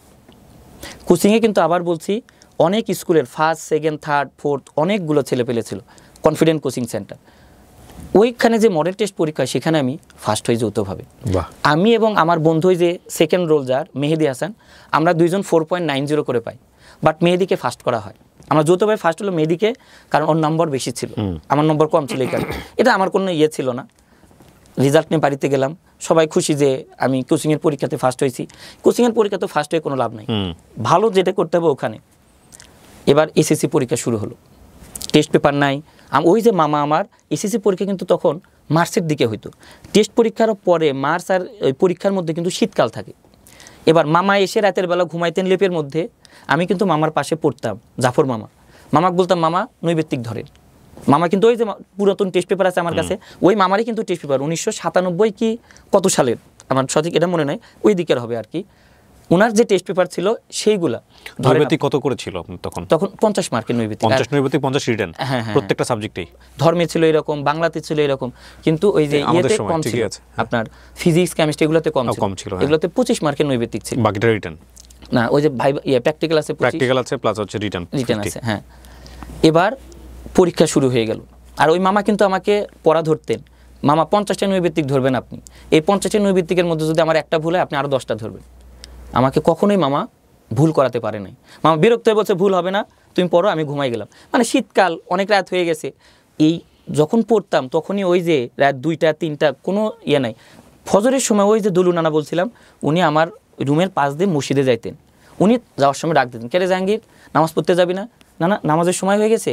ফজর নামাজ পড়তে যেতাম। আবার কোচিং, তখন তো স্কুল বন্ধ থাকে এই টেস্ট পরীক্ষার পরে, তখন কোচিং বাড়ি, মানে পড়াশোনা খুব। এবং আমি যখন কোচিংয়ে যাইতাম, বই নিয়ে যেতাম, আমাদের সময় ব্যাগ ছিল না, হাতে বই নিয়ে যেতে হতো। তখন আমি এই কুল হু আল্লাহু আহাদ, এই সূরাটা আছে, আমি এই সূরা পাঠ করতে করতে যাইতাম। মানে আমার কোচিংটা আমার বাড়ি, আমি এই সূরার উপর খুব আমল করেছি, খুব। আর চিন্তা করতাম, স্যার কি পড়াইলো কোচিংয়ে, সেটা আমি মনে করতে পারি কিনা। যদি মনে করতে পারি, তাহলে আমার ওই পড়া হয়ে গেছে, ওই পড়া পড়তে আর বেশি সময় লাগবে না। অতপর সেই সময় আসলো এসএসসি পরীক্ষা দেওয়ার। গ্রামে কিন্তু একটা রেওয়াজ আছে, এসএসসি পরীক্ষা আপনি যাকে বলতে যাবেন সে কিন্তু টাকা দেয়। গ্রামে যাচ্ছি পরীক্ষা দিতে, নানার সাথে দেখা, তারা 10 টাকা 20 টাকা যেটা দিছে, এটা হলো আশীর্বাদ। নিয়ে গেলাম পরীক্ষা দিতে, পরীক্ষা হয়ে গেল। পরীক্ষা যেদিন শেষ, আমি সেই দিন থেকে প্রাইভেট পড়ানো শুরু করি। মানে গ্রামের বাচ্চাদের একদম মানে প্রফেশনালভাবে প্রাইভেট পড়াই গ্রামে। কিন্তু গ্রামের টাকা দিত কম, 30 টাকা 40 টাকা 50, যে যা দেখে, এটা নিয়ে আমার কোনো আপত্তি নেই। কিন্তু গ্রাম থেকে একটা দূরে আরেক জায়গায় আমি প্রাইভেট পড়াই, সেটা আমতলি গ্রাম বলে, ওখানে প্রাইভেট পড়াই। ওটা যেতে হয় রাত্রে, অন্যের সাইকেল নিয়ে যেতাম সন্ধ্যার সময়, কারণ তাড়াতাড়ি যেতে হবে। এভাবেই আস্তে আস্তে আস্তে আস্তে এসএসসি রেজাল্ট হলো। আমি কিন্তু এ+ পাই আমার স্কুল থেকে, এসএসসিতে। এবং আমার স্কুল থেকে ওটাই ছিল প্রথম এ+ পাওয়া। শুধু আমি না, যে আমার বন্ধু দ্বিতীয় রোল ছিল মেহেদি, সেও পায়। দুর্ভাগ্যজনক, আমার ওই বন্ধুটা ফার্স্ট বয়, সে কিন্তু এ+ পায় না, সে পায় 4.94। আমি যে মিষ্টি কিনবো, আমার এই অ্যাবিলিটি ছিল না। তখন আমার একটা মামা আছে, সালাম মামা, হাটের দিন তিনি আমাকে 100 টাকা দেন, দিয়ে বলে, ভাগ্নে মিষ্টি নিয়ে আসো। তখন ওই টাকা দিয়ে মিষ্টি নিয়ে আসে, গ্রামে ইয়েতে মিষ্টি খাওয়ানো হয়। তারপরে ওই যে কোচিংয়ে কিন্তু পোস্টার বানায়, আমার ছবি দিয়ে পোস্টার এলাকাতে অনেক দেওয়া হয়। এবং আমি যখন রাস্তা দিয়ে হেঁটে যাই, তখন অনেক পরিবার বলে, ওই যে ওই ছেলেটা এ+ পাইছে। আমাকে কিন্তু বাড়িতে ডেকে নিয়ে যেত, বাবা তুমি কীভাবে পড়াশোনা করছো। আর আমাকে খাবার দিত, কাচের গ্লাসে পানি আর energy plus biscuit, energy biscuit আর চানাচুর, এটা খাইতাম। আর বলতাম যে আমি টোটালি মুখস্থ করেছি। মানে এভাবে মুখস্থ করলেই সম্ভব। কোচিং থেকে সংবর্ধনা দেওয়া হয়, তারপর আবার তৎকালীন এমপি ছিলেন কাজী রফিকুল ইসলাম, উনি দেন আর কি, মেডেল দেন সারেকান্তি থেকে। এবার ভর্তির পালা, আমার কিন্তু অ্যাবিলিটি নাই ভর্তি হওয়ার ইয়েতে। বাবা কি তখনও ওই ভাঙাড়ির ব্যবসা? ভাঙাড়ির ব্যবসায় করে তখন। কি দিয়ে বিক্রি করতেন, নিতেন? চিপস বলে, চিপস দিয়ে করতেন। হ্যাঁ, এই চিপস মানে এই যে প্যাকেটজাত চিপস, গুড়ের, ওই যে আলুর কিছু কিছু পাওয়া যায় না, ও আচ্ছা আচ্ছা আচ্ছা আচ্ছা, ওটার বিনিময়ে ওই এগুলো নিয়ে আসতেন, অথবা টাকা দিয়েও কিনে নিতেন। এখন টাকা কই, ব্যবসা করার তো টাকা নাই। যে দোকানে জিনিস দেন, সকালে ওই দোকানে যায়, ওই দোকানদার যে টাকা দেয় সেই টাকা নিয়ে উনি জিনিস কিনতে যায়, ওই টাকাতে জিনিস কিনে এসে দোকানদারকে দেয়, যে টাকা ওনার ছেড়ে নিয়ে যেটা লাভ হয় সেটা দেয়। আমার ভর্তির টেনশন, আমার বাবা কিন্তু স্টেট হকার, উনি যে পরিমাণ আয় করেন সেটাতে আমাদের সংসার চলে না। এই মুহূর্তে আমার ছোট ভাই কিন্তু পড়াশোনা করে না, ওকে কোনো মতেই পড়াশোনা করানো যাচ্ছে না। ওকে তখন একটা সাইকেলের মেকার ওর দোকানে রাখা হয়। এই জায়গায় তারপরেও অভাব, মানে ওকে তো টাকা দেন, ও কেবল শিখছে। এই মুহূর্তে আমার তো ভর্তির সময় মাথায় আকাশ ভেঙে পড়ার মতো অবস্থা। কি করব? আমার বাবা একজন স্টেট হকার, চরম দরিদ্র। উনি আসলে এত শর্ট করে বলতেছে, আপনারা যদি এই খাবার দাবার সমস্ত কিছু, আর সাইকেলের মেকার, আপনি বোঝেন গ্রামে একটা সাইকেলের মেকার কয় টাকা ইনকাম করে? দিন শেষে 20 টাকা 25 টাকা হয় কিনা সন্দেহ। তাও আমার ভাইকে দেয় না, তাও ভাইকে দেয় না। তখন তো শিখছে, শেখার সময় তো টাকা দেবে না। আর আমার বাবা ওই স্টেট হকার করে, মা তো বাড়িতে থাকে, মার তো কোনো কাজ নাই। এই মুহূর্তে আমার ভর্তির এখন ভর্তি হব কোথায়? অনেকেই বলে যে আইজুলে পড়তে হবে। আমি বললাম রেজাল্ট ভালো, আইজুলে পড়া দরকার। আইজুলে যখন আমি ফর্ম তুললাম, সারেকান্তি কিন্তু ভর্তি হলাম না, আমাদের যে ডিগ্রি কলেজ ছিল ওখানে না ভর্তি, আইজুলে ভর্তি হলাম। আমি আইজুলে চান্স পাইলাম, টাকা কই পাই ভর্তির জন্য? ওই যে আমার বন্ধু ছিল রাকিবুল, ওর আম্মা আমাকে 2000 টাকা দেয়। আমার যতটুকু মনে পড়ে ভর্তি হতে আমার 1800 টাকার মতো লাগে আইজুল হক কলেজে। আমি আইজুল হক কলেজে ভর্তি হই। এই ভর্তি আজিজুল হক কলেজ এখন তো বিশ্ববিদ্যালয় বোধহয় নাকি? না, এখনো কলেজে আছে, বাট ন্যাশনাল ইউনিভার্সিটির আন্ডারে। ওকে, বগুড়ার খুব মানে বিখ্যাত কলেজ, সরকারি কলেজ। হ্যাঁ, আমি সেখানে ভর্তি হই ওই টাকা দিয়ে। এই ভর্তি হওয়ার পিছনে আরেকটা কারণ হলো, আমাকে কয়েকটা এনজিও এবং আমাদের ওখানে একটা মানে ছাত্রদের সহায়তা করার একটা আছে সংগঠন, হোপস বলে। ওনারা আমাকে বলে, ওনাদের যে কর্ণধার বা ছিল সংযুক্ত, তারা বললো ঠিক আছে তুমি আইজুলে ভর্তি হও, এখান থেকে কিছু টাকা তোমাকে দেওয়া হবে, আর ওই যে সমিতি এটাতে কিছু টাকা দেওয়া হবে। আপনার বাড়ি থাকলো ফুলবাড়ি, হ্যাঁ, আপনি আজিজুল হকে কিভাবে যাওয়া আসা করবেন? না, আমি তো ওখানে মেসে থাকবো, ওরা যে টাকা দেবে এটার উপর ভিত্তি করে। কিন্তু আমি ভর্তি হওয়ার পর একটা প্রতিষ্ঠান থেকে আমি রেসপন্স পাই না। আমি মেসে ভর্তি হলাম, আমার মনে পড়ে রজনীগন্ধা ছাত্রাবাস, আইজুল হক কলেজের পাশেই, 150 টাকা মেস ভাড়া, 300 টাকার খাবার। প্রথমে বাড়ি থেকে কিছু টাকা নিয়ে গেলাম, নিয়ে যাওয়ার পরে আমি মেসে উঠলাম। আমি এখন বগুড়াতে থাকবো কীভাবে? মেসের ভাইদের গল্প করলাম, মেসের ভাইরা অনেকভাবে বললো যে জাহাঙ্গীর, আমরা যে টাকা নষ্ট করি সেই টাকাতে তুমি পড়াশোনা করতে পারবা, বাট কিছু করার নাই এখন। এর মধ্যে আমার বাবা আমাকে দেখতে যায়, আমার ছোটো ভাইকে সাথে নিয়ে, খাবার টাবার নিয়ে আমাকে টাকা দেয় 1000। তখন আমি আমার ছোটো ভাইকে জিজ্ঞেস করি, বাবা এই টাকা পাইলো কই? আমার ছোটো ভাই বললো, ভাই এই টাকা সুদের উপর নিয়েছে, লাভ যাকে বলে গ্রামে। তখন আমি বললাম যে লাভের উপর টাকা নিয়ে আমি বগুড়াতে পড়াশোনা করব না। আমি ব্যাক করে বাড়িতে চলে আসলাম, একদম মেস থেকে বাড়িতে চলে আসা। এখন কী করি? আমার কিন্তু আইজুল হকে পড়াশোনা বন্ধ হয়ে গেল। বাড়িতে আসলাম, ক্লাসও করতেছি না। এই মুহূর্তে সৈয়দ আহমেদ কলেজ বলে একটা কলেজ আছে গাবতলীতে, ওখানে আমাদের এলাকার একজন প্রফেসর ছিলেন, ওনার সাথে আমার কথা হলো। উনি বললো তুমি এখানে পড়তে পারবা। আমি আইজুল হক কলেজ থেকে ওখানে ভর্তি হলাম, কাগজপাতি তুলে নিয়ে এসে। ভর্তি হওয়ার পরে এখন আমি বাড়ি থেকে যে যাব সৈয়দ আহমেদ কলেজে, প্রায় বগুড়ার সমান দূরত্ব। গ্রামে একটা মামার আমি সাইকেল নেই, পুরাতন সাইকেল নিয়ে এটা চালিয়ে যাই আবার আসি, কিন্তু অনেক দূর হওয়ার কারণে আমি আর পড়াশোনা করতে পারি না। তখন আমি এই কথা ওনাকে আবার বললাম যে স্যার, আমি তো এভাবে গ্রাম থেকে পড়াশোনা করতে পারতেছি না। তখন উনি ওখানে একটা মেসেজ ঠিক করে দিলেন আমাকে। এটা হলো ভূগোল ডিপার্টমেন্টের একজন স্যার ছিলেন, সাজুর রহমান স্যার, ওনার মেসে আমাকে ফ্রি রাখবে, মেসে ফ্রি রাখবে, আর ওনার ছেলেকে আমি পড়াবো, উনি আমাকে 400 টাকা দিবেন। এটার পরিপ্রেক্ষিতে আমি আরেকটা প্রাইভেট পাই, একটা ছাত্রীকে পড়ায়, উনি 400 টাকা দিবে, 800 টাকা। তাহলে মেসে আমি ফ্রি থাকতেছি আর 800 টাকা পাচ্ছি, এর মধ্যে তাহলে আমি ভালোভাবে চলতে পারবো। কিন্তু এর মধ্যে একটা ঘটনা ঘটে। আমি যখন সৈয়দ আহমেদে ভর্তি হলাম, আমার বাবা মা তখন গ্রাম ছেড়ে চলে যায়, কাউকে না বলে, আমাকেও না বলে। যাওয়ার কারণ আমাদের দেনা মানে অভাব, টাকার লোন হয়ে গেছে বেশি, এইটা পরিশোধ করার জন্য তারা ঢাকায় চলে আসে, যাতে করে তারা কাজ করবে এখানে করে সেই টাকা পরিশোধ করবে। এই অবস্থা আমাদের যে ঘরটা ছিল, যারা টাকা পাইতো তারা ঘরটা আমার ভেঙে নিয়ে যায়, কিন্তু আমি কিছু বলতে পারি না। আর আশেপাশে আরও যারা টাকা পাইতো তারা অনেক গালিগালাজ করে, আমি কিন্তু নাই ওখানে। যারা শুনে তারা আমাকে বলে এ বলতেছে। অতঃপর আমি ওই যে টিউশনি করে 800 টাকা, আমার কিন্তু খেতে 800 টাকা লাগে না। যারা টাকা পাবে এদের টাকা আমি কিছু কিছু করে শোধ করি। গ্রামীণ ব্যাংক থেকে লোন নেওয়া ছিল, আমি তখন ওই লোনের ব্যাংকে যাই, গিয়ে বলি যে আসলে কি করলে আর লোনটা বাড়বে না। বললো আসল যে টাকা আছে এটা শোধ করতে হবে, যদি আপনি এটা আসলটা শোধ করে দেন। আমার মনে পড়ে 2000 টাকা আমাদের আসল ছিল। ওই তৎকালীন 2000 টাকা মানে কিন্তু অনেক কিছু। আমি ওই যে টিউশনি করাই ওখান থেকে টাকা জমা ওই টাকাটা পরিশোধ করি 2000 টাকা, এতে করে আমার ব্যাংক ক্লিয়ার। আর এই যে গ্রামে যারা টাকা পাইতো একজনের টাকা আমি আস্তে আস্তে দিই, মাসে 200 টাকা, কোনো মাসে 100 টাকা, কোনো মাসে 300 টাকা, এভাবে দিয়ে দিয়ে আমার টাকাটা পরিশোধ হয়। এখন আমার বাবা মা তো গ্রামে নাই, এদিকে আমার পড়াশোনার অবস্থা এরকম। বাবা মা যখন চলে যায় তারপরে আমার মাথায় একটা শক লাগে, এরপরে আমি আর আগের মতো পড়া মুখস্থ করতে পারি না। আমি যখন সৈয়দ আহমেদে পড়ি তখন কিন্তু স্যারেরা যারা আমাকে প্রাইভেট পড়াতেন তারা কিন্তু কেউ আমার কাছে টাকা নিতেন না।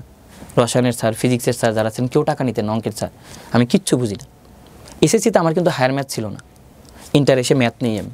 এটা আরও বেশি কষ্টদায়ক। একে তো বাবা মা চলে গেছে, অনেক প্রেশার, পড়া মুখস্থ হয় না, এবং আস্তে পড়ার লেভেলটা অনেক কমে যায়, কারণ এইরকম টেনশনের মধ্যে পড়াটা ভালো হয় না। কারণ আমি যখন গ্রামে যাই, গ্রামে যে থাকবো কোথায়, আমার তো থাকার জায়গা নেই। গ্রামে থাকি, গ্রামে আমার একটা বন্ধু ছিল, নাম ছিল জাকির। আমি যখন গ্রামে যেতাম ওর বাড়িতে থাকতাম, খাইতাম, ওর পরিবারের সাথে আমার খুব ভালো সম্পর্ক ছিল। এইচএসসি পরীক্ষা দেবে, এবার এইচএসসি পরীক্ষার সময় আমার ফর্ম ফিল আপের টাকা নেই। প্রিন্সিপাল স্যারকে বললি, প্রিন্সিপাল স্যার নজবুল হক স্যার ছিলেন, উনি তখন টাকাটা দেয় ওনার পকেট থেকে বের করে 1000 টাকা, এবং আমার কাছে কিছু ছিল তার অর্ধেক আমার কাছে রেখে দেয়, কিছু টাকা নিয়ে আমার ইন্টারমিডিয়েট ফর্ম ফিল আপ শেষ হলো। ইন্টারমিডিয়েট যে ফর্ম ফিল আপ শেষ হয়, এখন আমি কই থেকে পড়াশোনা করবো? আমার সেন্টার হলো গাবতলী। আমি আবার ওই যে এসএসসি পরীক্ষার সময় আমি যে প্রাইভেট পড়াতাম আমতলী গ্রামে, আমি ওই বাড়িতে চলে যাই। ওই বাড়িতে গিয়ে আমার যে ছাত্র ছিল আমি সেই ছাত্রকে পড়াই, তাদেরকে আমি হেল্প করতাম, একটু মানে গ্রামে বলে হাত আড়াতি করে দাও, একটু কাজ টাজ করে দিতাম, বিনিময়ে তার বাসায় থাকতাম, খাইতাম। আবার ওই সারিয়াকান্তি আমি ওই যে কনফিডেন্ট কোচিং সেন্টার, এখন ওদের শাখা আবার সারিয়াকান্তিতে আছে, ওখানে গিয়ে আমি কোচিং ক্লাস করতাম। কোচিং ক্লাস করে এবার পরীক্ষার সময় আসলো, ওই বাড়ি থেকে আমি পরীক্ষা দিলাম। পরীক্ষা দেওয়ার পরে, এখন পরীক্ষার পরে কিন্তু গ্যাপ থাকে অ্যাডমিশনের আগে, এখন আমাকে বগুড়া আসতে হবে। বগুড়া এসে আমি কোথায় থাকবো? এই মুহূর্তে আমি কোচিং তো করতে হবে, আমার কাছে টাকা নেই।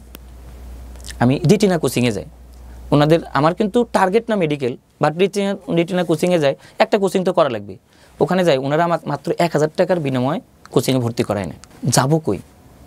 2 টাকা মানি ব্যাগ নেই। আমার ওই ছাত্র, এখন ওদের আইজুল হক কলেজের পিছনে ম্যাচ আছে যেখানে অনার্স ভবন, আমিও ওই আইজুল হক কলেজে চলে গিয়ে ওর সাথে যোগাযোগ করি, ওর মেসে যাই, মেসেজে বলি যে এই ঘটনা, আমি আর ওখানে থাকবো না, এখন আমি মেসে থাকবো। এখন ও বলে আপনি মেসে থাকবেন, টাকা তো দেওয়া লাগবে, খাবার। আমার কাছে তো কোনো টাকা নেই। ও আবার আমাকে বাড়ি নিয়ে যায়, ওদের বাড়ি নিয়ে যাওয়ার আম্মুর সাথে ডিসকাস করে সিদ্ধান্ত হলো আমি ওদের মেসে থাকবো, মেসকে একটু দেখাশোনা করব, বিনিময়ে ওনারা আমাকে মেসে রাখবেন প্লাস চাল দিবেন। কিন্তু মেসের খাতে যে মিল লাগবে, মানে তরকারির যে টাকা, এটা তো দিতে হবে। এখানে আমি একটা টিউশনি পাই 700 টাকা দিয়ে টিউশন। এটা ছিল আমার জীবনের সবচেয়ে বড় টিউশনি, যে 700 টাকার টিউশন। আমি ওই বাড়িতে পড়াতে যাই 3 দিন, বগুড়াতে কিন্তু 3 দিন পড়ান, শনি সোম বুধ রবি মঙ্গল বৃহস্পতি। যেহেতু আমাকে 700 টাকা, আমি খুশি হয়ে ওনাকে বলি আমি প্রতিদিন পড়াবো। উনি মনে করছে যে 7 দিন পড়লে, যেহেতু 3 দিন পড়লে 700 টাকা সপ্তাহে, তাহলে যদি 6 দিন পর তাহলে তো বেশি দেওয়া লাগবে। আমি কিন্তু বেশি নেব না, ওই টাকা দিয়েই পড়াবো। দুর্ভাগ্যজনক আমার ওই টিউশনিটা 2 মাস না 3 মাস পর চলে যায়। চলে যাওয়ার সাথে সাথে আমি আরেকটা টিউশন পাই, সেটা আবার 1000 টাকা ছিল। এভাবে টিউশন টাকা বাড়তে থাকে। আমি কিন্তু কোনো জায়গায় ভর্তিতে চান্স পাই না। প্রথমবার অনেক জায়গায় পরীক্ষা দিয়েছি। এই পরীক্ষা দেওয়ার সময় এখন আমার তো ফর্ম তোলা লাগবে, টাকা কই? ওই যে আমার বন্ধু রাশেদ ছিল, ও কিন্তু আইজুল হক কলেজে চান্স পায় না, ও আর্ম পুলিশ ব্যাটালিয়নে চান্স পায়। ও আমাকে একটু হেল্প করে, ও যেখানে পরীক্ষা দিতে আমাকে নিয়ে যায়।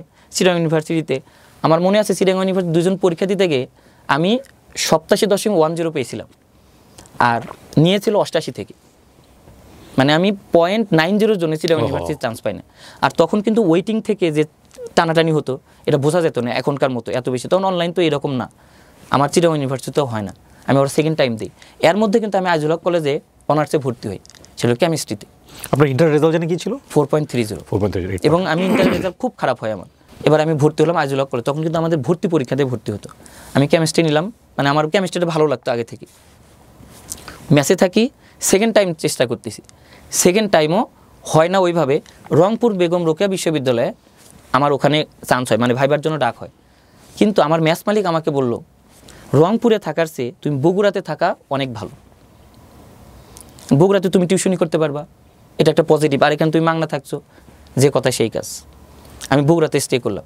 এরপরে শুরু হলো নতুনভাবে আমি এখন টিউশনি করা শুরু করি। বাড়িতে বাড়িতে একটা টিউশনি করে 2000 টাকা পাই, 3000 টাকা পাই। এমনও সময় গেছে আমি টিউশনি করতে গিয়ে রাত 12টার সময় বাসা থেকে আসছি। টিউশনি করতে করতে অনার্স পরীক্ষা আমার চলছে, এর মধ্যে আমার টিউশনি বেশি হয়ে যায়। বাসায় 4-5টা পড়ায় 3000 টাকা করে হলে মাসে 15-20 হাজার টাকা। মেসে থাকতে আমার টাকা লাগে না, শুধু ওই মিল খরচ দিতে হয়, 1200-1300 টাকা দিলে হয়ে যায়। এভাবে টাকা জমা করতে থাকি। আমার বাবা মা কিন্তু ঢাকাতে, ওনাদের সাথে আমার কমিউনিকেট হয়। আমি ঢাকাতে আসি, তাদের সাথে দেখা করি। এবার আমার টার্গেট, আমার তো ঘর নাই, একটা ঘর দিতে হবে। আমার খুব টার্গেট যে আমার একটা ঘর থাকবে গ্রামে। আমি টাকা ইনকাম করি, ইট কিনি বাড়িতে। ইট আমার যেহেতু অল্প একটু জায়গা ছিল, নানার দেওয়া ছিল, আমাদের একটু কেনা ছিল 2 শতক 3 শতক জায়গা, যে জায়গার উপর বাড়িটা ছিল আগে। টাকা জমা করে আমি ইট কিনি, টাকা জমা করে আমি রড কিনি। মিসেসের চুক্তি হলো, আস্তে আস্তে বাড়িটা আমার উঠতে থাকে। তখন কি করেন আপনি? অনার্সে আমি পড়াশোনা করি, প্লাস টিউশনি করি। এই টিউশনি করে করে আপনি টিউশনি করে করে এটা করতাম। আমার কাজ ছিল সকালবেলা উঠবো, যদি প্রাইভেট আমার পড়া থাকে পড়তাম। 9:45-এ ক্লাস শুরু হতো আমাদের কলেজে, আমি 9:45-এ যেতাম। যখন একটাই ক্লাস শেষ হতো বা 12টায় ক্লাস শেষ হতো, 12টা বের হয়ে আমি আবার মেসে যেতাম। আমি কিন্তু ক্যাম্পাসে কখনোই সময় দিইনি। আমার বান্ধবীরা বলতো, তোর বউ থাকবে না, কারণ তুই আমাদের সময় দিতে পারিস না, বউ কেমনে সময় দিবি? কিন্তু ওরা তো জানতো না আমার এই দশা এইরকম, মানে এইভাবে কেউ জানতো না যে। আপনার ছোট ভাইটা তখন কি করে? ছোট ভাইটা কিন্তু এর মধ্যে ওই যে বাবা মার সাথে আছে, ও ঢাকায় আসছে বাবা মার সাথে। এর মধ্যে ও একটু কাজ করতো, ওইটার কোনো দাম ছিল না। কিন্তু এই ঘটনা ঘটার পর ও আবার ব্যাক করে ঢাকাতে আসে। ঢাকাতে সেও কিন্তু আবার গার্মেন্টসে চাকরি করে। বাবা মা তখন ঢাকাতে? বাবা মা তখন ঢাকাতে। কি করে ওনারা? ওনারা গার্মেন্টসে কাজ করে। বাবা কিন্তু ঢাকাতে একই পেশা, মা কিন্তু তখন গার্মেন্টসে কাজ করে। আপনার মা গার্মেন্টসে চলে গেছে, আপনার বাবা ভাঙ্গারি করতেছে? আমার ভাই গার্মেন্টসে, বাবা ভাঙ্গারির কাজ করতো। বাবা ভাঙ্গারি। কিন্তু এই অবস্থার মধ্যেও তাদের কেন জানি এই গার্মেন্টসে কাজ করা কিন্তু অনেক ডিফিকাল্ট, মানে সকালে উঠতে হয়, রাত্রে আসতে হয়, খুব কঠিন। আমি এসে দেখতাম তারা একটা রুম নিয়ে আছে, খুব কষ্টের দিন। তখন তো বগুড়াতে? তখন বগুড়াতে আসতাম, আজিজুল হকে। হ্যাঁ। এবার আমার টার্গেট যে বাবা মাকে নিয়ে আসতে হবে আমার বগুড়াতে, আবার ব্যাক করতে হবে গ্রামে। আমি কিন্তু টাকা শোধ করেছি, যারা যারা টাকা পাইতো। বেসিক্যালি ওনাদের এখান থেকে চলে যাওয়া বেসিক্যালি ওই টাকার চাপ বা এগুলো। হ্যাঁ, এটার কারণে। পরবর্তীতে আমি ঘর উঠাই, এটা প্রায় 14-15 সালের ঘটনা। আমি 9-এ আইজুল হকে ভর্তি হই অনার্সে, এভাবে চলতে থাকে। এই টাকা গোছ করে আমার বাড়ি ওঠে। বাড়িতে প্রায় 5 থেকে 6 লাখ টাকা লাগে আমার, একদম সুন্দর সিমসাম করে করা, মানে গ্রামের বাড়িতে থাইটাই লাগানো, মানে আমার ড্রিম আর কি, যে বাবা মা আসবে এখানে থাকবে। অতপর কিন্তু আমি আমার বাবা মাকে গ্রামে ব্যাক করাইনি, অনার্সে থাকাকালীন এটা। আর টিউশনি করছি। এর মধ্যে এখন গ্রামে যে যাবে তারা করবে কি? তখন আমি ওই যে টাকা পাচ্ছি, এখন কিন্তু আমি আরও বেশি টিউশনি করি, মাসে 30,000, 20,000, 30,000, 25,000 টাকা করে ইনকাম করি। এই টাকাতে গ্রামে একটা জমি নেওয়ার ব্যবস্থা থাকে, অর্থাৎ আপনি জমি আলাকে টাকা দিবেন একটা নির্দিষ্ট পরিমাণ, ওই জমি আপনি চাষাবাদ করতে পারবেন। খাইখালাসি সিস্টেম, এটাকে আরও একটা বলে এগ্রিমেন্ট। এগ্রিমেন্ট বলে, ওই সময়টাতে খাইখালাসি বলতো। হ্যাঁ, এই টাকা কিন্তু আপনার টাকার মতো থেকে যাবে, বাট আপনি জমিটা চাষ করতে পারবেন।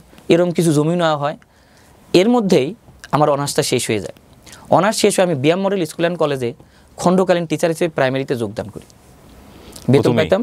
হ্যাঁ, অনার্স পাস করার পরেই বিএম মডেল স্কুল অ্যান্ড কলেজে খণ্ডকালীন টিচার প্রাইমারিতে 11,300 টাকা বেতন।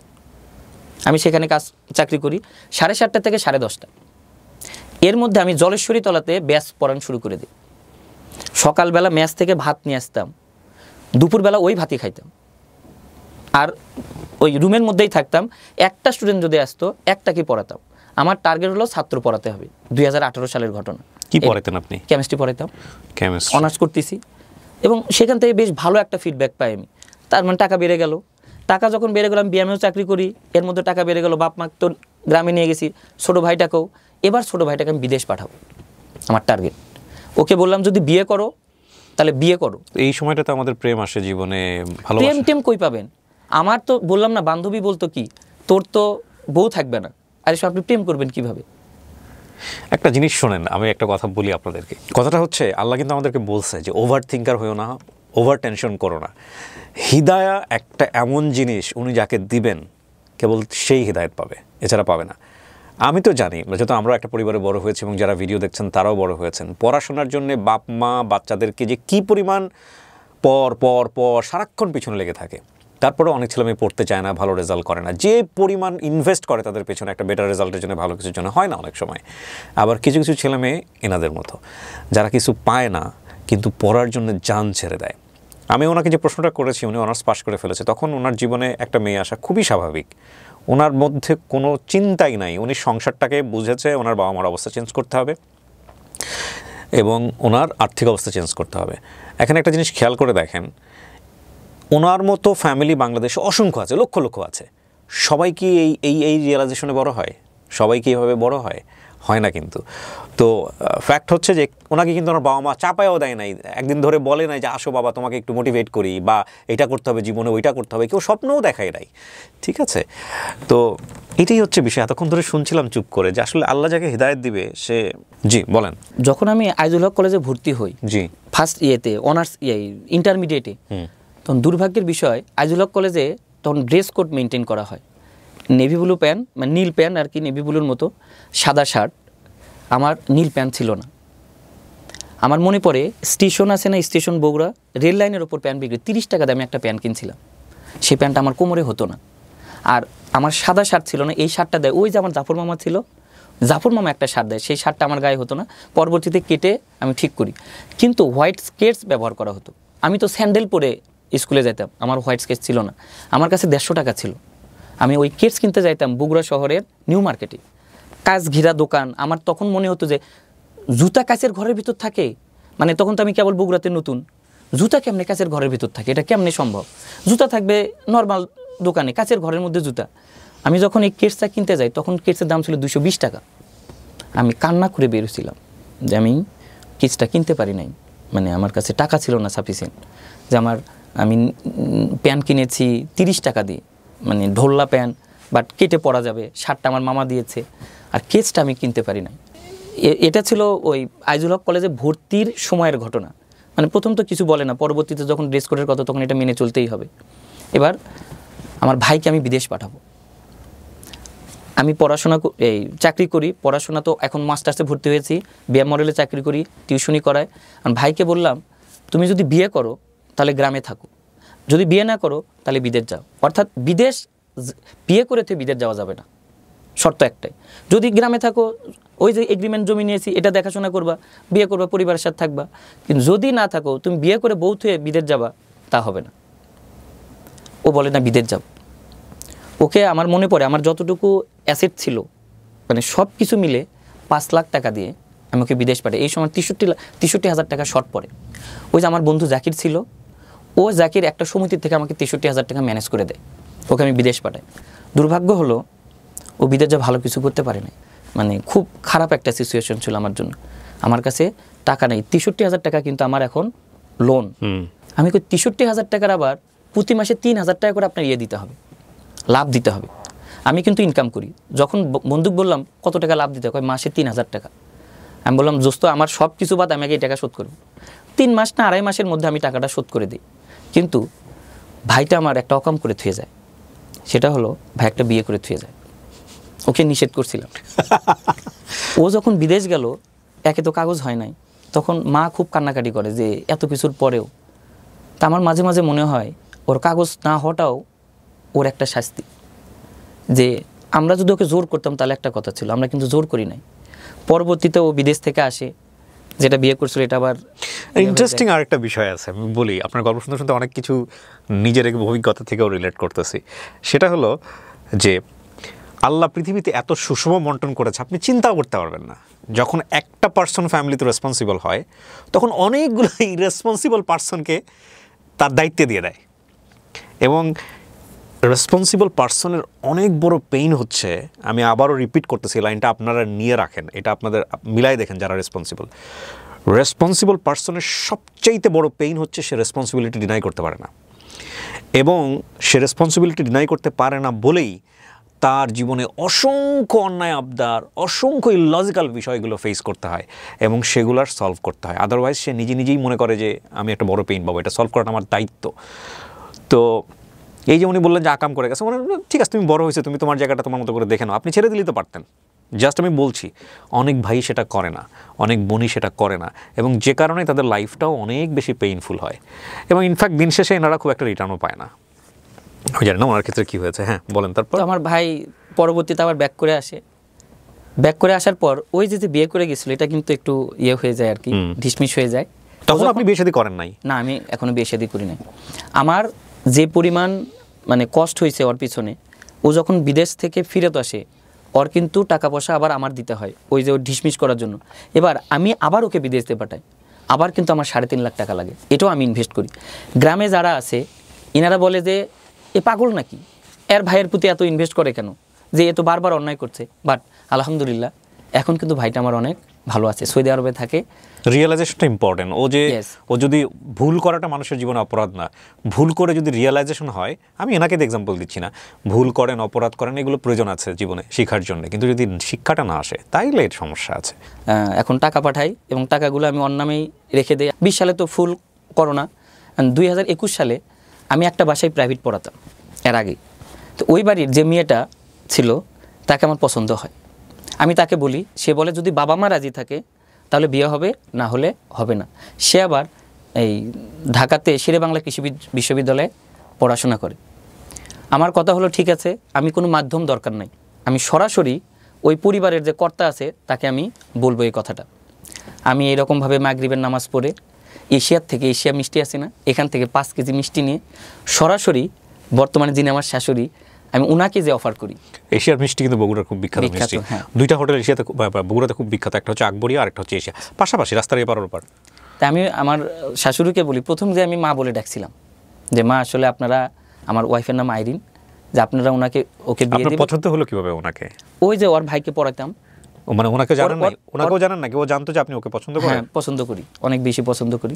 তখন আপনি টিচার? ওকে আমি বলছি, হ্যাঁ তখন আমি টিচার। ওই যে আমার তো চাকরি হয়ে গেছে এখন, প্রাইমারি স্কুলের টিচার। হ্যাঁ বিএম মডেল স্কুলের প্রাইমারি।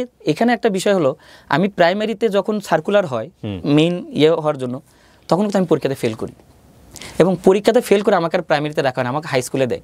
কারণ হঠাৎ করে হাই স্কুলের একটা টিচার ছিলেন না কেমিস্ট্রি, আমাকে ক্লাস নিতে দেওয়া হয় হঠাৎ করে। আমি যাই ক্লাস নেই, বাচ্চারা আমার ক্লাস এত পছন্দ করে, ভাইস প্রিন্সিপাল ম্যাম বললো, জাহাঙ্গীর তুমি কি করলে, বাচ্চারা তোমার ক্লাস করতে চায় কেন, তোমার প্রাইমারিতে ক্লাস করানো লাগবে, এখানে করো, তুমি হাই স্কুলে আসো।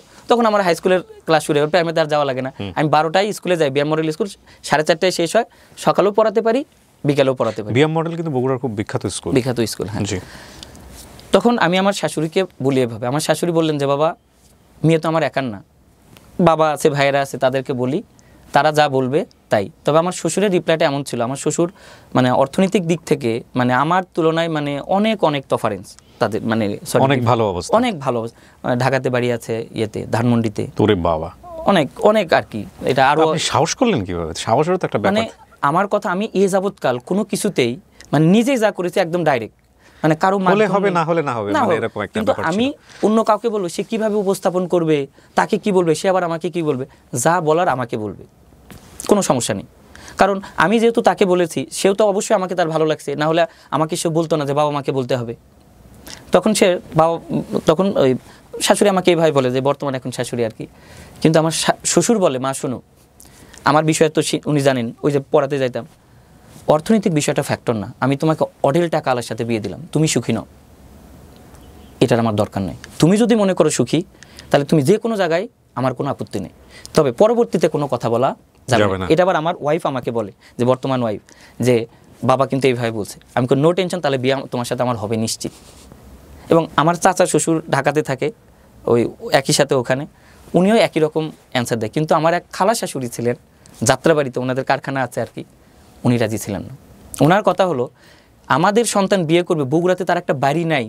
আমি ওর আমার ওয়াইফকে মজা করে বলতাম, কে বলছে বাড়ি নাই, আমার গ্রামে বাড়ি আছে না, না বাড়ি থাকতে হবে বগুড়া শহরে। কিন্তু পরবর্তীতে বিয়ে ঠিক হয়, বিয়ে হলো আলহামদুলিল্লাহ 2021 সালের এপ্রিল মাসে আমাদের বিয়ে হলো। এবার করোনাকালীন কিন্তু তখনও একবারে হয়ে যায় নাই, আমার এই খালা শাশুড়িটা অসুস্থ হয়। তখন ওদের তো ব্যবসা তখন একটু কমজোরি, আর টাকা তো তখন এত বেশি ব্যবহার করা যায় না, ব্যাংক ট্যাঙ্ক করে দিয়েছিল না করোনার সময়ে, মানে আপনি ইচ্ছা করলে অনেক টাকা তুলতে পারবেন না, এরকম ছিল কিন্তু করোনার সময়। আমার শাশুড়ির টাকা দরকার পড়ে, তা আমার ওয়াইফকে আবার আমার ওই খালা শাশুড়ির ছেলেটা বলে যে দুলাভাইয়ের কাছে টাকা আছে কিনা। আমি ইমিডিয়েট বলছে কত টাকা লাগবে, আমার কাছে যেটা ছিল বলে 2 লাখ হলে হবে। আমি বলি ইমিডিয়েট তুমি তাকে টাকা পাঠানোর ব্যবস্থা করো, কারণ সে বলেছিল সে আমাকে পছন্দ করেছিল না, তার মানে এই টাকা দিতে হবে তাকে। বিশ্বাস করেন এখন শাশুড়ি আমাকে মানে তার ছেলের মতো ভালোবাসে, অনেক অনেক ভালোবাসে সবাই। আমি আমার শ্বশুর বাড়ি, আমার বাড়ি, আমার আত্মীয় স্বজন নিয়ে আমি খুব সুখী আলহামদুলিল্লাহ। মানে কোনো রকম ঝগড়াঝাটি কিচ্ছু নাই, মানে আমার পরিবার, আমার ওয়াইফ, শাশুড়ির মধ্যে নাকি ঝগড়ায়, কখনোই এগুলো কিচ্ছু নাই। মানে এই দিক দিয়ে আমি খুব হ্যাপি, খুব হ্যাপি। এর মধ্যে বিএম মডেল থেকে থাকাকালীন সময় আমি কিন্তু আরও পরীক্ষা দিচ্ছি। আমার NTRC এর মাধ্যমে একটা চাকরি হয় শেরপুরে, কিন্তু আমি ওখানে যাই না, কারণ ওই গ্রামে থাকতে হবে, আমার টিউশনি করতে পারবো না। এর মধ্যে বাংলাদেশ বিমান বাহিনী শাহিন কলেজ বিমান বাহিনী কর্তৃক পরিচালিত বগুড়া শাহিন কলেজ হয়, ওখানে আমি প্রথমবার পরীক্ষা দিলাম, ভাইবা দিয়ে আসলাম যশোরে, আমার চাকরি হলো না। যে আমার সাথে গেছিলো তার চাকরি হয়েছে, একসাথে গেছি, আমার হলো না। আবার সার্কুলার হলো, প্রথমবার ছিল সহকারী শিক্ষক, পরে বলো ডেমনস্ট্রেটর কলেজে, পরীক্ষা দিলাম, এবারও চাকরি হলো না। যে লেকচারার ছিলেন ঢাকা বিশ্ববিদ্যালয়ের ভাইটা ছিলেন, ওনার হাই স্কুলে চাকরি হয়, সরকারি হাই স্কুল, উনি চাকরিটা ছেড়ে দেয়। এই খবরটা আমি শুনতে পাই।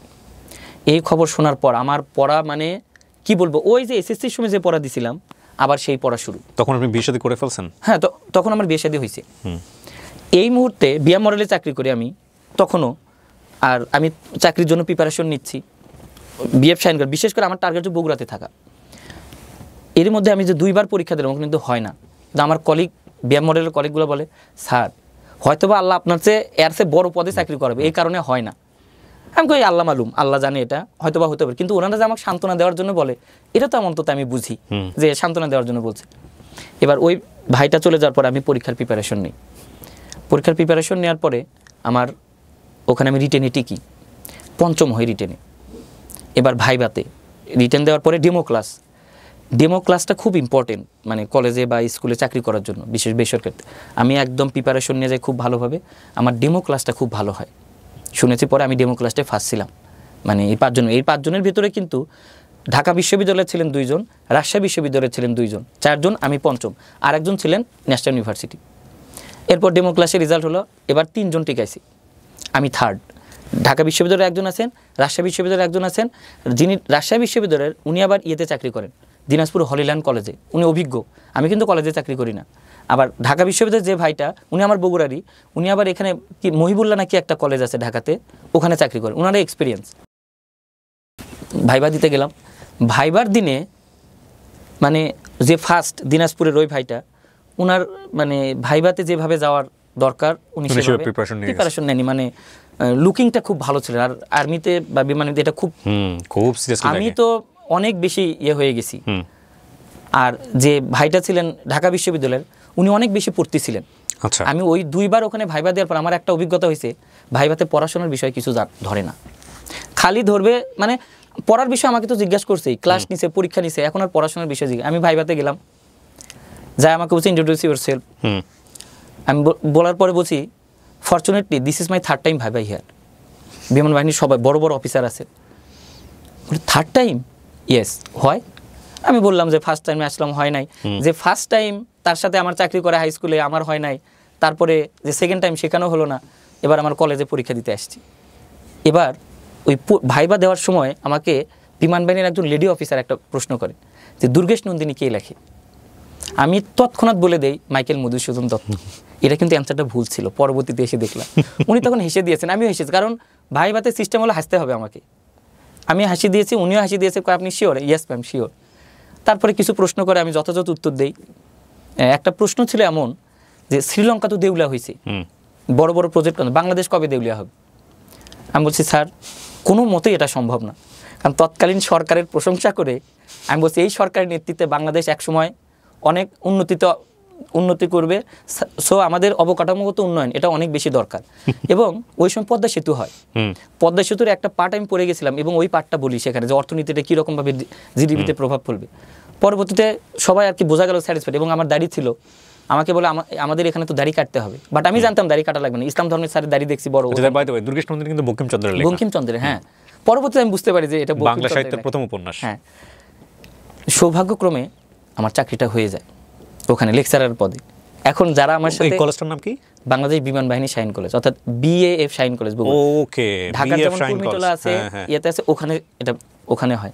আমার লেকচারার পদে এটা কি গভর্নমেন্ট জব আমরা বলবো? না, গভর্নমেন্ট অটোনোমাস, মানে বিমান বাহিনীর আর কি? বিমান বাহিনীর আন্ডারে। জি জি, মানে গভর্নমেন্ট অনুযায়ী সবকিছু হয়, সবকিছু লাইক আপনাদের পেনশন আছে, সমস্ত কিছু সবকিছু আছে। না, পেনশন নাই, মানে এরপরে যে ইয়েটা পাবো এটা না, গ্র্যাচুইটি আছে। গ্র্যাচুইটি আছে, ওকে ফাইন। এবং সরকারি স্কেলে সব লাইক আপনাদের তো ইয়ে হয়, কি বলে যে ট্রান্সফারও হয়, হতে পারে চাইলে। ট্রান্সফার হওয়াটা খুব কম, কারণ আমি বগুড়া থেকে আমি কেন ঢাকায় আসবো, কারণ বগুড়াতে আমার খুব ভালো। Okay fine. আমার চাকরিটা হয়ে যায় কলেজে বাংলাদেশ বিমান বাহিনী শাহীন কলেজ লেকচারার পদে। মানে এটা ছিল আমার কেমিস্ট্রিতে, এটা ছিল আমার জন্য ধরেন একজন বিসিএস ক্যাডার হওয়ার পর ওনার যে আবেগ, তার চেয়েও 6 গুণ আবেগ আমার বেশি। কারণ আমি বগুড়াতে থাকবো, ওখানেই একটা কলেজে চাকরি করতেছি, এখন করব, এবং আমার টিউশনি আছে সর্বোপরি। এখন কিন্তু আমি বেশ ভালো ইনকাম করি, বেশ ভালো স্টুডেন্ট পড়ায় এখন ওখানেও। কত সালে জয়েন করলেন আপনি? 2023 সালে। 23 তো মাত্র 2 বছর আগে। 2 বছর আগে 23 সালে জয়েন করি আমি। তারপর বিএমওর চাকরিটা ছেড়ে দিয়ে ওখানে জয়েন করলাম। এখন ওখান থেকে আমার চাকরি জীবন শুরু হয়েছে খুব ভালোভাবে, এবং স্টুডেন্টরা আমাকে বলা কথা না আর কি অনেক ভালোবাসে, এবং যারা বেশি হতাশ তারা আরও ভালোবাসে। আপনার স্টুডেন্টরা টুকটাক জানে আপনার গল্প? হ্যাঁ, আমি অনেক শেয়ার করেছি। যদি না শেয়ার করতাম, মানে আমার কাছে স্টুডেন্টরাই আমার সব কিছু। এর মধ্যে কিন্তু এই স্টুডেন্টের ভালোবাসা কতটুকু, 24-এ যে আন্দোলন হয়, 24 আমার একটা স্ট্যাটাস ভাইরাল হয়। আমি বলেছিলাম আমার কোনো শিক্ষার্থীকে জেলখানায় রেখে আমি পরীক্ষার হলে ডিউটি দিব না। আমার মনে পড়ে সোনালী ব্যাংকে দাঁড়িয়ে আমি এই স্ট্যাটাসটা দিয়েছিলাম। আর ওখান থেকে মানে জুলাই আন্দোলনের কথা বলছেন? জুলাই আন্দোলনে পুলিশ সুপার কার্যালয়টা। আপনাদের ওখানে কি আন্দোলন হয়েছে? টিচার স্কুল স্টুডেন্টরা বের হয়েছে? আমাদের স্টুডেন্ট, হ্যাঁ, কিন্তু আমাদের স্টুডেন্ট কলেজ থেকে বের হতে পারে না, বাট স্টুডেন্ট যে যার জায়গা থেকে বের হয়েছে, কলেজ তো তখন বন্ধ। ওকে। এই স্ট্যাটাসটা দেওয়ার পরে রাত যখন 11টা বাজে, এর মধ্যে আমি দেখতে পাই যে বগুড়া শহরের এমন কোনো মানুষ যার প্রোফাইলে আমার পিকচার নেই। ছাত্ররা আমাকে রাত 2টার সময় ফোন দেয়, স্যার আপনি কিন্তু কালকে বের হবেন না, যে কোনো সময় আপনাকে গ্রেপ্তার করতে পারে, অথবা যারা ক্ষমতাশীল তারা আপনাকে। এখন মনে পড়ছে অনেক সরকার দলীয় অনেক মানুষ আমাকে ফোন দিয়েছে। আমি টিচার মানুষ, আমার তো সরকার পতনের কোনো ইয়ে না, আমার কথা যে আমার শিক্ষার্থী কেন গুলি করা হয়েছে, মানে এটা ছিল আমার থিম। যে হয়েছিল নাকি আপনাদের কলেজে কাউকে গুলি? আমার এক ছাত্রের এখানে গুলি লাগছে, এবং আমার সাথে আমার যে ইনচার্জ ছিল, বর্তমানে ইনচার্জ, ওনারও পায়ে রাবার বুলেট লাগে। আমরা দুজনে একসাথে ছিলাম, দৌড় দিয়েছিলাম মানে আন্দোলনের সময়। ওকে। এরকম ঘটনা ঘটেছে অনেক। এবং আমাকে তুলে নিয়ে যাওয়া হয় কলেজ থেকে ডিজিএফআই করতে। সিরিয়াসলি? সিরিয়াস। ওই স্ট্যাটাসটা দেওয়ার পরে রাতের বেলা স্ট্যাটাস দিয়েছি, মানে রাতের মধ্যে এটা ভাইরাল হয়ে গেছে। এত বেশি ভাইরাল হয়েছে আমি এতটা ফিল করতে পারি না। কলেজে যাওয়ার পর স্যারেরা আমাকে স্যালুট দিচ্ছে, আমি তো মানে অবাক, কি ব্যাপার এত স্যালুট দেয় কেন? ওই সময় কিন্তু এই লেভেল থেকে কথা বলাটা খুব ডিফিকাল্ট ছিল প্রথম পর্যায়ে। হ্যাঁ, এবং আমি তো তাও বাহিনীর চাকরি করি, আমার যে কোনো সময় সুপার ডিসিপ্লিন। আমি সকালে কলেজে গেছি, অ্যাপ্রন পরে আমাদের ইয়ে করতে হয়। আমার খবর হলো আমার একজন গেস্ট আসছে, তো গেস্টটা ছিল ডিজিএফআইয়ের মানুষ। তারপর আমাকে নিয়ে গেল কলেজ থেকে, নিয়ে যাওয়ার পর সে আমার সাথে কথা বললো, বাট তার এক্সপ্রেশনটা এরকম ছিল, স্যার আপনার সাথে আমাদের দেখা হবে এভাবে আমরা এটা কখনো কল্পনা করি নাই। ওনাদের কাছে আমার এমন কোনো জিনিস নাই যে নাই, আমি কোথায় পড়াই, কত স্টুডেন্ট পড়াই, সব কিছু ওনাদের কাছে ডিটেল। যে তাহলে সমস্যা কি, আপনি একটা স্ট্যাটাস দিয়েছেন, এটা ডিলিট করতে হবে। আমি ডিলিট করলে সব কিছু সমাধান করেন। কিন্তু ডিজিএফআইয়ের অনেক ভালো মানুষ ছিলেন, উনি বললেন দেখেন মন আমাদেরও কাঁদে, আমরাও চাই না যে কোনো ছাত্রকে কেউ এভাবে অন্যায়ভাবে মারুক। কী করবেন, আমরা তো সরকারি চাকরি করি, কিছু করার নেই। তারপর উনি আমাকে বুঝিয়ে শুনিয়ে পোস্টটা ডিলিট করতে চাইলেন, আমি করেন ডিলিট করেন। উনি ডিলিট করলেন না, উনি কোথায় এখন ডিলিট করে কী করবো, আপনার কাছে ডিলিট করুন, এই পোস্টার আপনার কাছে নাই। এটা ভাইরাল, মানে একদম ভাইরাল খুব। AI তুরাগ নামে একটা ভাই ছিল, ওই ভাইটার এই পেজ থেকে এটা দেওয়া হয়। আমার পরবর্তীতে আমি শুধু বাংলা লিখে, উনি আবার ছবি টবি অ্যাড করে দেন, মানে খুব রকমভাবে। এবং উনি আমাকে বললেন শোনেন আপনি মিছিলে যাবেন না, মিছিলকে ধরলে কিন্তু আমার কিছু করার নেই, তবে আপনাকে যদি অন্যভাবে ধরে আপনি শুধু ডিবি বলবেন যে 1 মিনিট আমি কথা বলবো। উনি আমাকে নাম্বার দিলেন যেটা আপনাকে হেল্প করতে পারে। ডিজিএফআইয়ের অনেক ভাইরা কিন্তু এই সময়টাতে মানে অনেক ভালো ছিল, অন্তরের দিক থেকে অন্যভাবে রোল প্লে করেছে, যেটা তাদের প্লে করার কথা ছিল না। ওরা একটা পালসটা বুঝতেন যে বাংলাদেশটা আসলে কোন দিকে যাচ্ছে। সামহাউ সবাই তো খারাপ না, সবাই ডেফিনেটলি খারাপ। এবং আমাকে নিয়ে কিন্তু অনেক ইয়ে হয়েছিল যে আমার চাকরি চলে যাবে। আমি বলেছি আল্লাহ যা করেন সব রিজিক যেখানে আছে সেখানে টিউশনি করে আমি 200 ছাত্র পড়াতে পারি, মাসে 1 লাখ টাকা ইনকাম করব, 10 বছর পড়াবো, ননি কোনো সমস্যা নেই। কিন্তু আলহামদুলিল্লাহ আমার চাকরির দিক কোনো সমস্যা হয়নি। মানে মানুষ না 2টা জায়গা থেকে সবচেয়ে শান্তিতে থাকে, এক ফ্যামিলিগত, এক কলিগগত।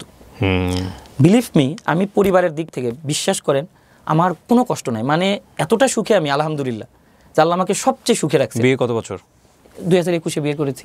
আমার একটা বাচ্চা কাচ্চা হয়েছে? বেবি আছে, হ্যাঁ, মাশাআল্লাহ। ছেলে। এই 5 মাস, আজকে 14 দিন হচ্ছে, 5 মাস 14 দিন সে বাসায় আছে, মানে খুব হ্যাপি আর কি।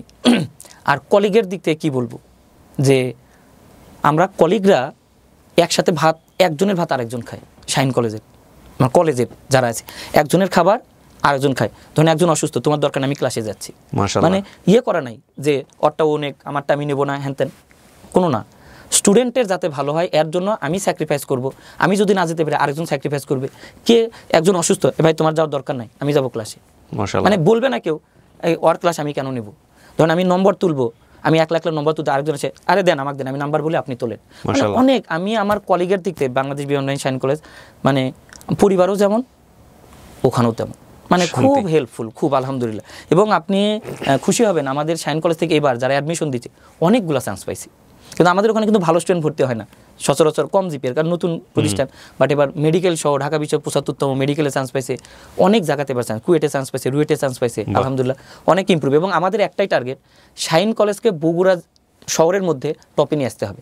হয়তো বা টপে নিয়ে আসতে হবে, কিন্তু এখন তো বোধহয় ক্যান পাবলিক না, আজিজুল হক কলেজ, আজিজুল হক কলেজ এখনো।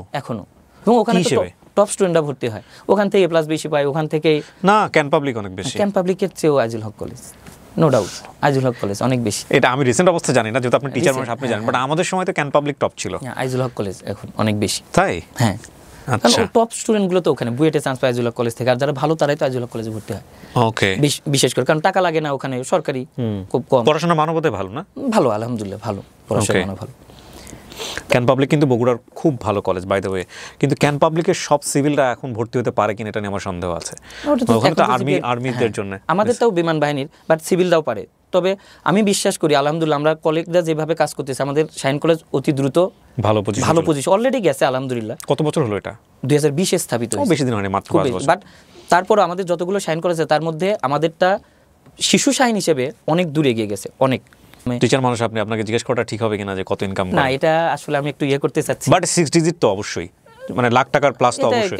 এটা তো বগুড়ার মতো জায়গাতে বসে থেকে লাখ টাকা প্লাস ইনকাম করা, এটা কিন্তু অনেক বড় ব্যাপার। সেটা বড় কথা নয়, অর্থনীতি ওনার কাছে বড় ফ্যাক্ট নয়, উনি কি লাইফটা পাস করে এসছেন এটাই হচ্ছে কথা। এবং আমার এই ঘটনাগুলো কিন্তু বিয়ের পরে আমার ওয়াইফ সবগুলো জানেন, এবং মাঝে মাঝেই আমরা যখন গল্প করি আমি কিন্তু তাকে এই কথাগুলো বলি, সে নিজের থেকে শোনে, আগ্রহ করে শোনে। মাশাআল্লাহ, সে আমাকে এত বেশি সাপোর্ট করে আমার ওয়াইফ, বিলিভ মি। মানে আমার চাকরি ছিল না, ধরেন ভালো একটা বিএম মডেল তো আমার স্থায়ী চাকরি না, তারপরেও সে আমাকে কিন্তু ইগনোর করে নাই, সে আমাকে সাপোর্ট করে গেছে যে আপনার ভালো কিছু হবেই বগুড়াতে।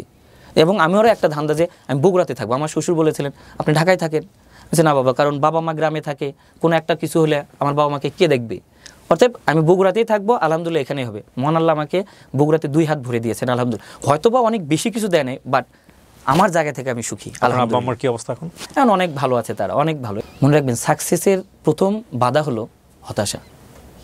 আমার মতো জায়গা থেকে আমি যদি পারি, তাহলে যে ভাইরা আছেন তারা কেন পারবে না? শুধুমাত্র একটাই পজিটিভ দিক খুঁজতে হবে, আমি সময় নষ্ট করব না, একটা টিউশনি করাবে, চাকরির পড়া পড়বে, কোনো একটা। এখন তো টাকা ইনকাম করা সবচেয়ে সহজ, কারণ ব্লগ করে এখন টাকা ইনকাম করা যায়। খালি হাই বন্ধুরা ডিম ভাজি দিয়ে অনেকে টাকা ইনকাম করে। 100% ট্রু, কারেক্ট। এটা যদি হয়, আর খুব বেশি তো আপনার সেটআপও দরকার পড়ে না, যারা ব্লগ করে খুব বেশি সেটআপ না, কিন্তু টাকা ইনকাম করা আসলে এখন খুবই সহজ। আপনি বিশ্বাস করেন, আমার কলেজের যারা নৈশ পড়ে আছে এরা অটো চালায়, মাঝে মাঝে ওনাদের সাথে কথা, স্যার মাগরিবের পরে বেরিয়েছে 11টা বাজে 700 টাকা ইনকাম করেছে। ওনার পুরো গল্পে আমার কাছে 2-3টা জিনিস মাথায় ধরে গেল। সেটা হচ্ছে উনি একসময় আইসক্রিম বিক্রি করতেন। হ্যাঁ, গ্রাম অঞ্চলে যদি আইসক্রিম বিক্রির গল্পটা যদি আপনার জানা থাকে, অ্যাটলিস্ট আইসক্রিম যদি কিনে খাওয়ার আপনার যদি লাইফ অভিজ্ঞতা থাকে, তাহলে দেখবেন এগুলো 25 পয়সায় পাওয়া যেত। আমরা যে বলতাম 4 আনা লাল স্যাকারিন দেওয়া আইসক্রিম, 1 টাকার, একে বলতাম নারকেল কোনোরকম উপরে মাথায় দিয়ে নিচের দিকে একটু দুধ টুধ। সো এই আইসক্রিমগুলো বিক্রি করে উনি ফেতরার টাকা যেটা বাঁচত সেটা দিয়ে কোচিং করে পড়াশোনা করেছে। সো এই রিয়েলাইজেশনগুলো জীবনে ঢুকিয়ে দেওয়াটা একাডেমিক পড়ার চাইতে অনেক বেশি ইম্পর্টেন্ট। আপনি স্টুডেন্টদেরকে বলেন মাঝে মাঝে এগুলা? মানে এমনও স্টুডেন্ট আছে আমার এই কথা শুনে, বিলিভ মি, পরবর্তীতে এসে বলে স্যার আপনি ওই কথাটা আপনি বলেছিলেন বিধায় আজকে আমি এই জায়গায় চান্স পেয়েছি। এক্স্যাক্টলি এগুলোই বলা উচিত বেশি। আল্লাহর প্রতি বিশ্বাস রেখে সে যে কোনো কাজ করবে সেখানেই বরকত হবে, সে ভালো করতে পারে, তবে অবশ্যই স্কিল ডেভেলপ করতে হবে। স্কিল ডেভেলপ করে যদি সে কাজ করে, যেমন আমি কথা বলতে পারি, আলহামদুলিল্লাহ এবং আমি এটাকেই কাজে লাগিয়েছি যে কথা কোথায় বলা যাবে। আর সর্বোপরি আমি বলবো আমার এলাকার জন্য যেটা বলি আর কি, আমার এলাকার মানুষ যদি আমার এটা শুনে থাকেন, প্লিজ জমি কিনেন না, ইনভেস্ট করেন সন্তানের উপর। সন্তান জমির চেয়েও বেশি কিছু হবে। তাই সন্তানকে বিদেশ পাঠানো বা জমিতে না করে আপনি সন্তানকে পড়াশোনা করান, তার পিছনে সময় দেন, অবশ্যই সন্তান জমির চেয়েও বেশি কিছু হবে। আর আমার যে ভাইয়েরা আছেন যারা এখনও মেসে থাকেন বা হতাশার মধ্যে আছেন, প্লিজ হতাশা হওয়ার কিছুই নাই। আপনি শুধুমাত্র একটু চেষ্টা করেন, আমার মতো ছেলে যদি পারে, আপনি আমার চেয়েও ভালো জায়গায় আছেন, খেয়াল করেন, অবশ্যই আপনি পারবেন। জীবনে যে কোনো সিচুয়েশনে আশীর্বাদ যদি রিয়েলাইজেশনটা হয়, ঠিক আছে, এই হচ্ছে বিষয়। প্রিয় দর্শক এবং শ্রোতা, অসাধারণ একটা গল্প দিয়ে আজকের ব্র্যান্ডিং বাংলাদেশ শেষ হলো। ওনার হাত থেকে অনেক ভালো ভালো স্টুডেন্ট বের হবে বাংলাদেশ ইনশাল্লাহ, সেই দোয়া করে আমরা আজকের মতো এখানে শেষ করছি। অনেক ভালো থাকবেন আপনি। প্রিয় দর্শক এবং শ্রোতা, আজকের মতো এই পর্যন্তই। আসসালামু আলাইকুম।